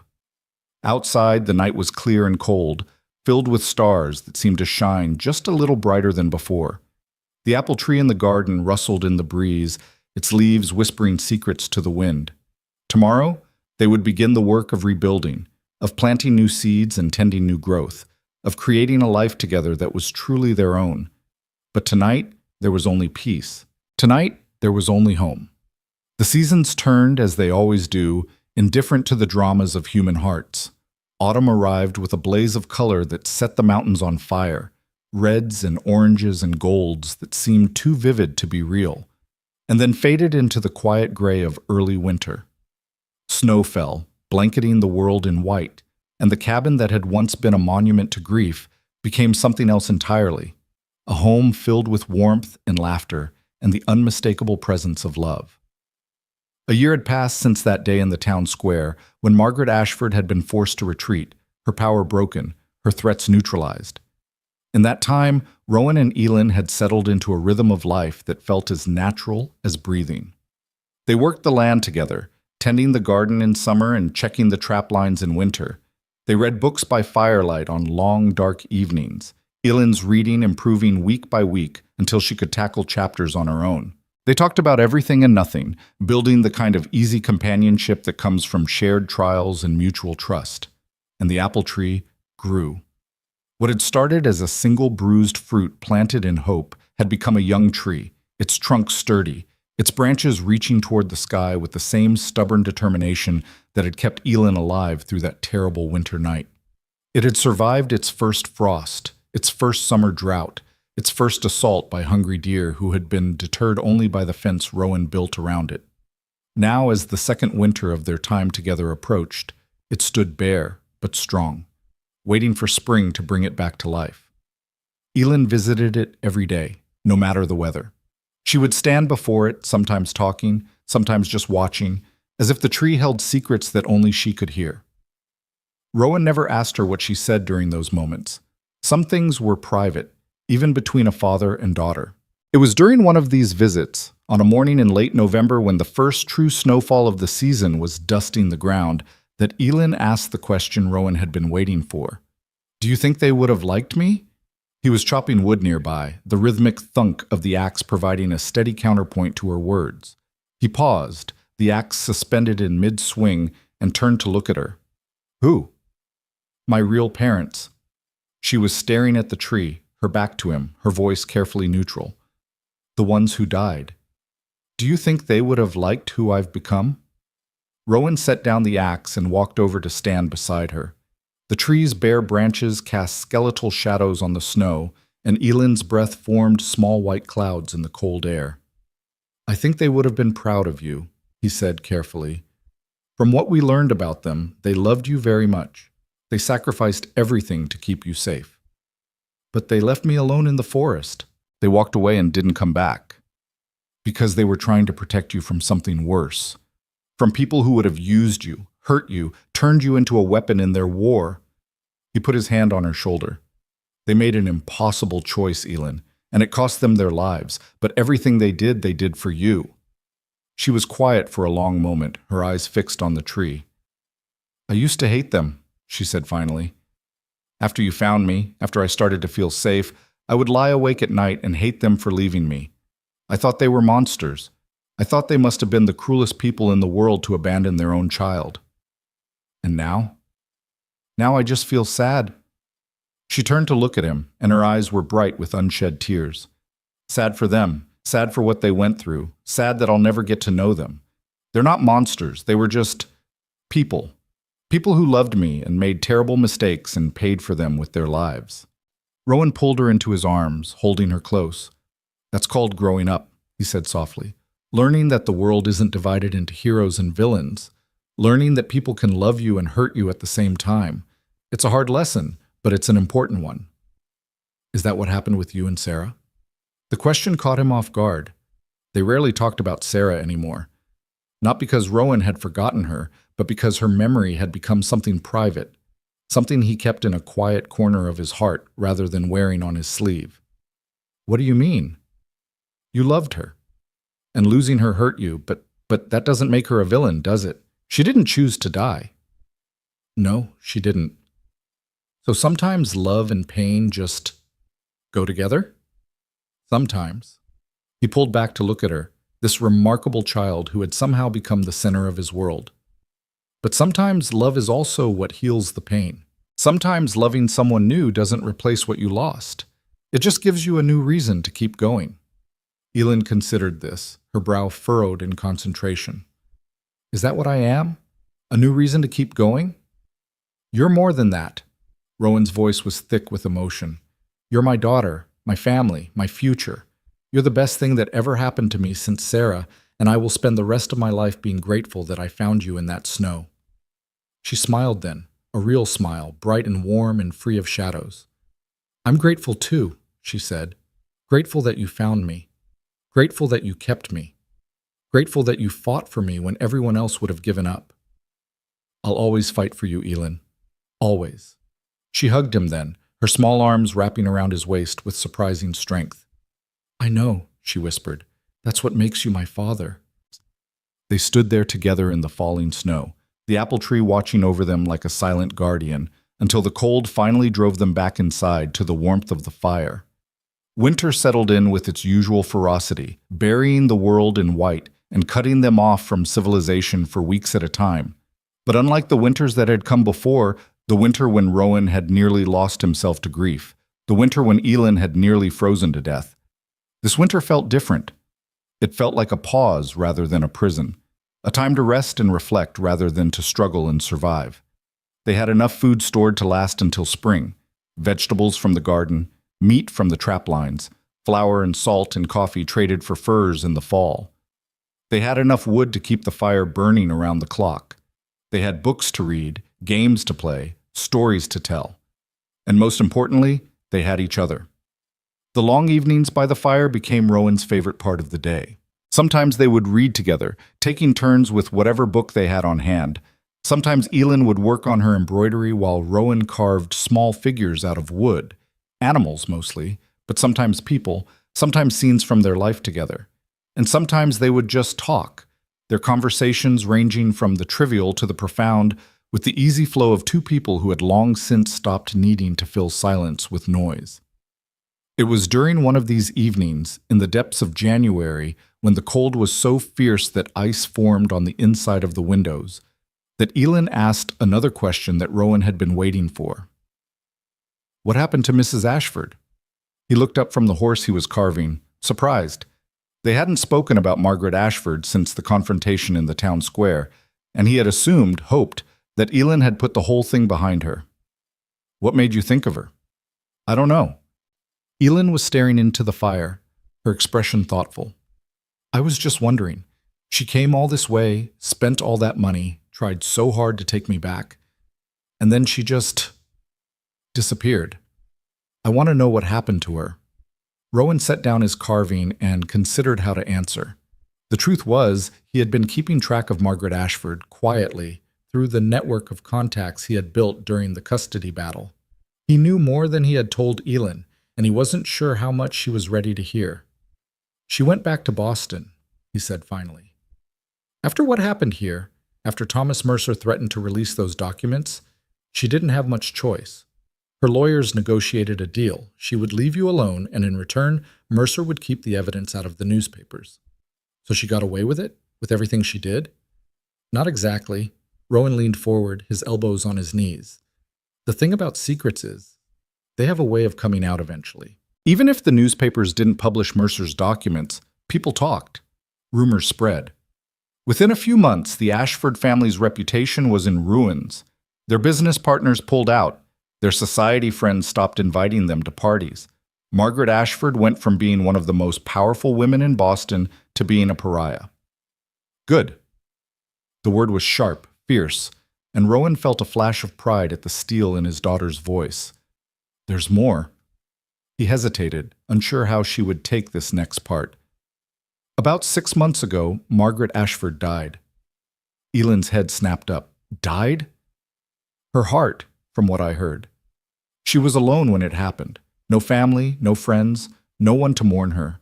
Just an old woman who had sacrificed everything for power and ended up with nothing. Elin was quiet for a long moment, processing this information. Rowan watched her face, trying to read her expression, but she had gotten better at hiding her emotions over the past year. A survival skill she had learned from him, he suspected. I don't know how to feel about that, she said finally. Part of me is glad she's dead. Part of me feels like she deserved worse after what she did to my parents. But another part of me just feels empty. Like it doesn't matter anymore, like she can't hurt anyone else, and that's enough. That's a very mature way to look at it. Is it? She turned to face him, and her eyes were bright with something he couldn't quite name. Sometimes I feel like I'm too young to have thoughts like this. Like I should be playing with dolls and making up stories instead of thinking about death and revenge and justice.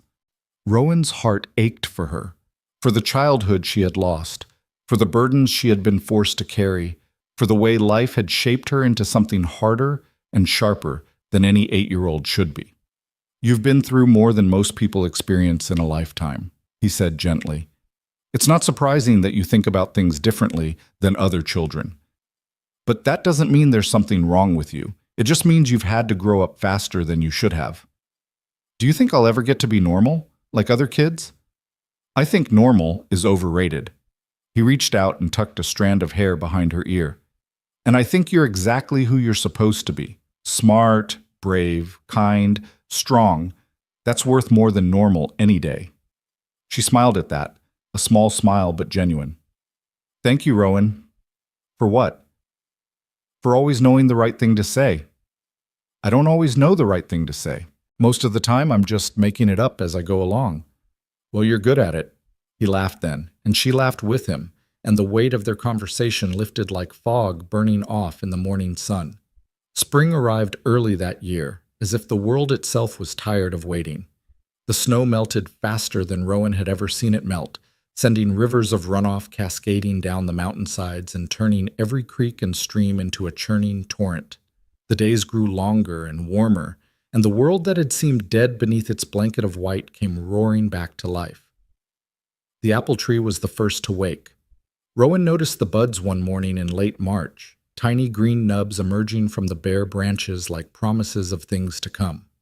He called Elin over to see, and they stood together in the pale morning light, watching as their tree prepared to bloom. "It's really going to happen," Elin breathed. "It's really going to grow apples." "Looks like it." "I never thought it would. When we first planted it, I thought it was just, I don't know, a symbol or something, a way to let go of the past. I never really believed it would become a real tree with real fruit." "That's the thing about hope," Rowan said. "Sometimes it surprises you." The weeks that followed were filled with the work of spring, planting the garden, repairing the winter damage to the cabin, preparing the trap lines for the lean months ahead.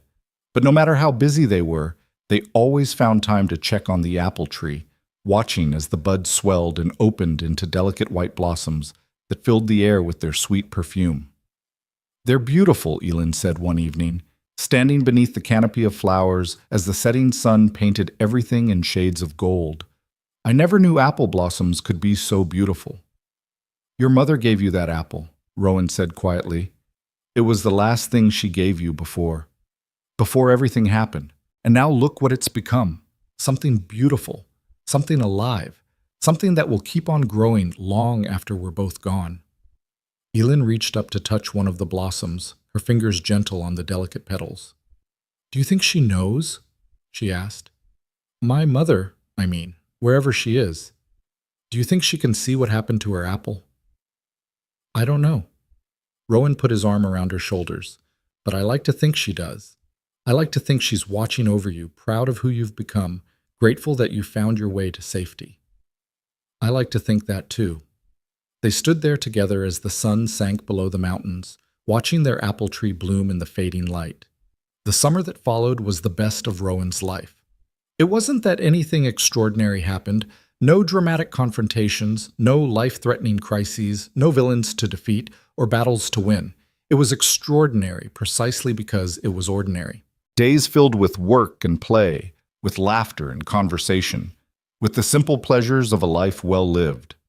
Elin turned 9 in July, and Rowan threw her the first real birthday party she had ever had. It wasn't much by city standards, just Mrs. Patterson and the Hendricks family and Reverend Harker gathered around a cake that Rowan had somehow managed to bake without burning down the cabin. But Elin acted like it was the grandest celebration in the history of the world.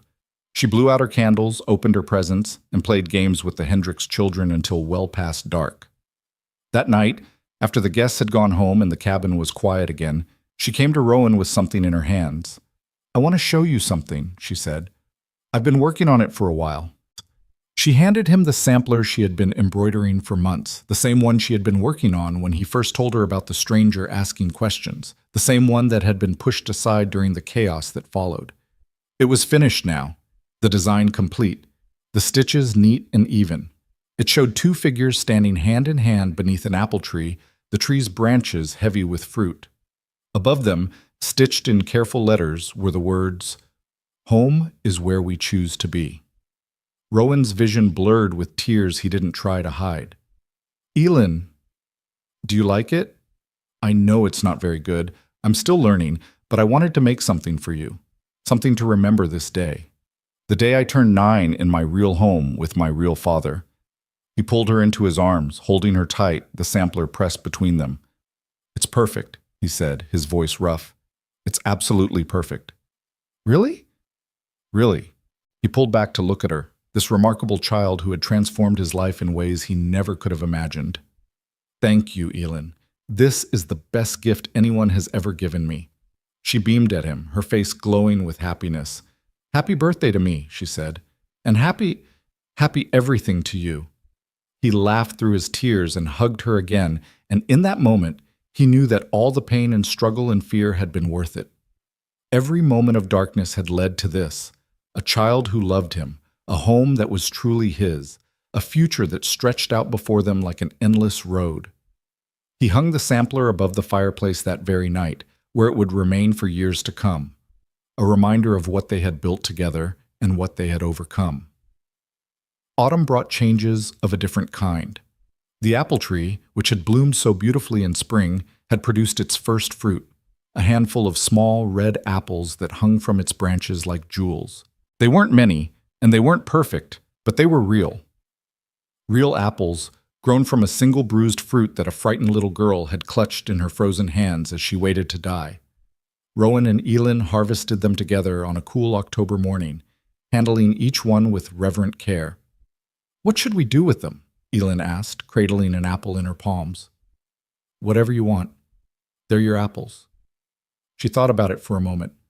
"I want to make a pie, like the kind Sarah used to make."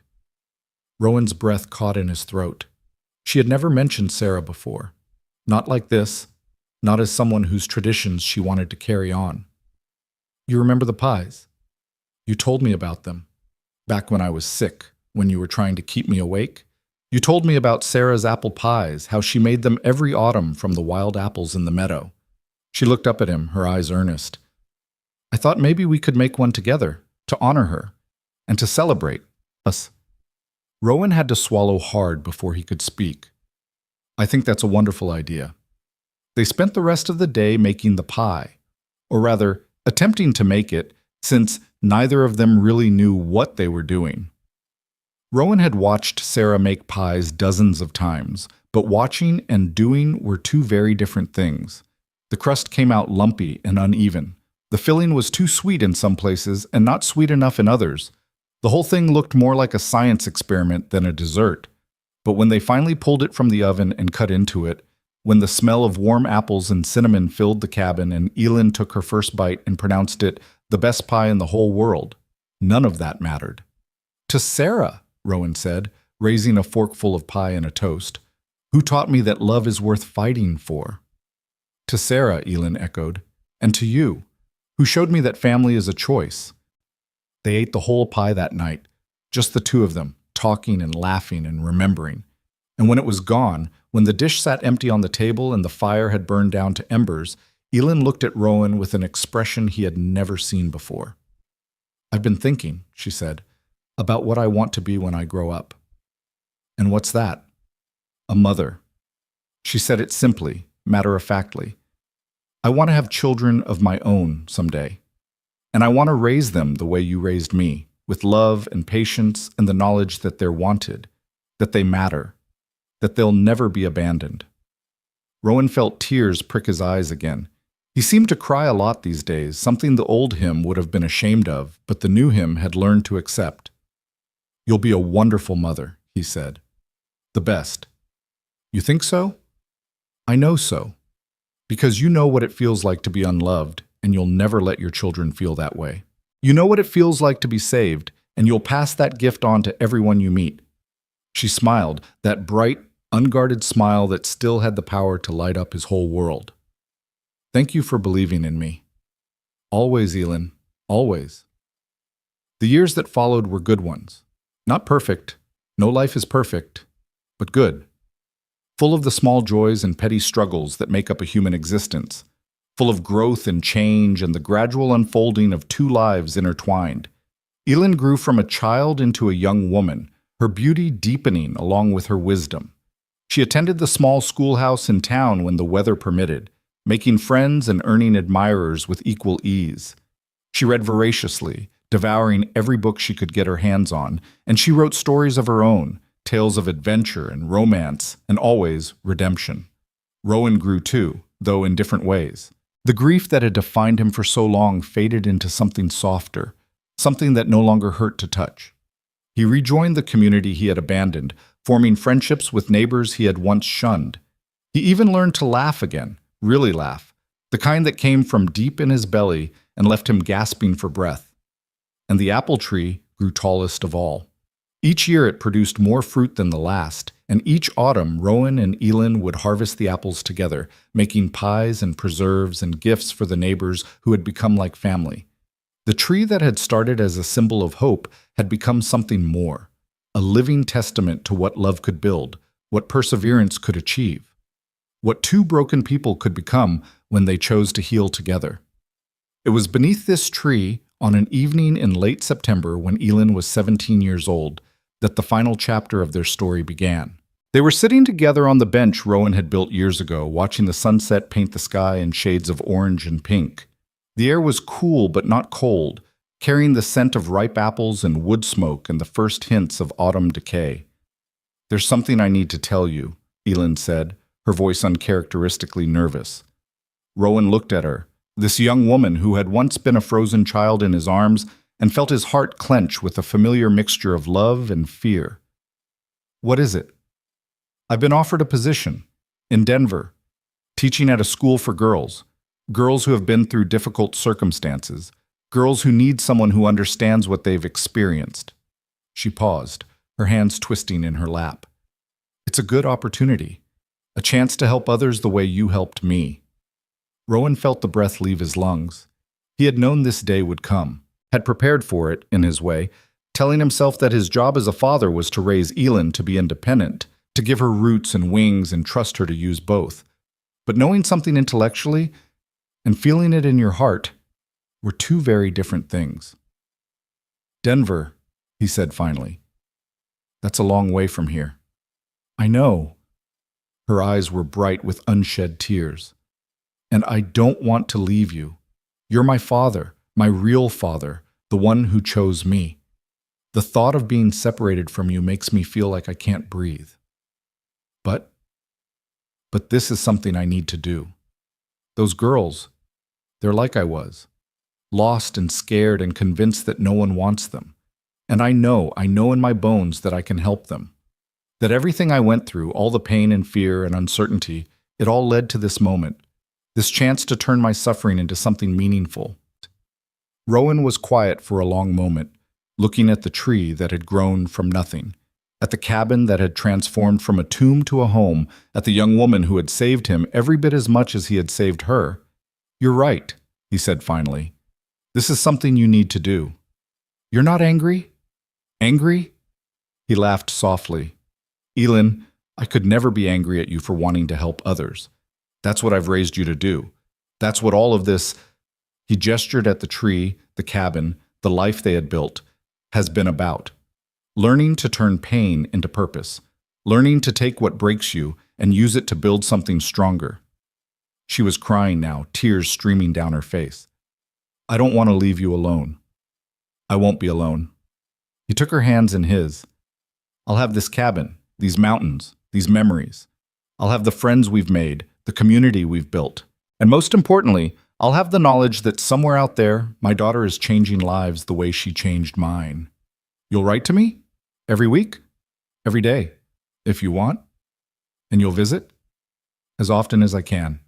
She threw her arms around him, holding him tight, and Rowan held her back, memorizing the feel of her, the smell of her, the sound of her heartbeat against his chest. "Thank you," she whispered. "Thank you for everything. For finding me, for keeping me, for making me who I am." "You made yourself who you are," he said. "I just gave you a safe place to do it." They stayed there beneath the apple tree until the stars came out, talking about the future, remembering the past, savoring these final moments before everything changed. And when Elin finally pulled away, when she stood up and took a deep breath and squared her shoulders with that familiar determination, Rowan saw in her eyes the same strength that had kept her alive through that terrible winter night, the same courage that had allowed her to stand before a judge and claim him as her father, the same unbreakable spirit that had defied Margaret Ashford and everyone else who had tried to tear them apart. "I love you, Papa," she said, the first time she had ever called him that. Rowan felt his heart crack open and rebuild itself in the space of a single breath. "I love you too, daughter. More than words can say." She left 3 weeks later, on a crisp October morning with the apple tree blazing red and gold behind her. Rowan stood in the yard and watched her ride away, his hand raised in farewell, his heart full of pride and loss and hope. She turned back once just before she disappeared around the bend in the trail. She waved, that familiar bright smile on her face, and Rowan waved back. And then she was gone.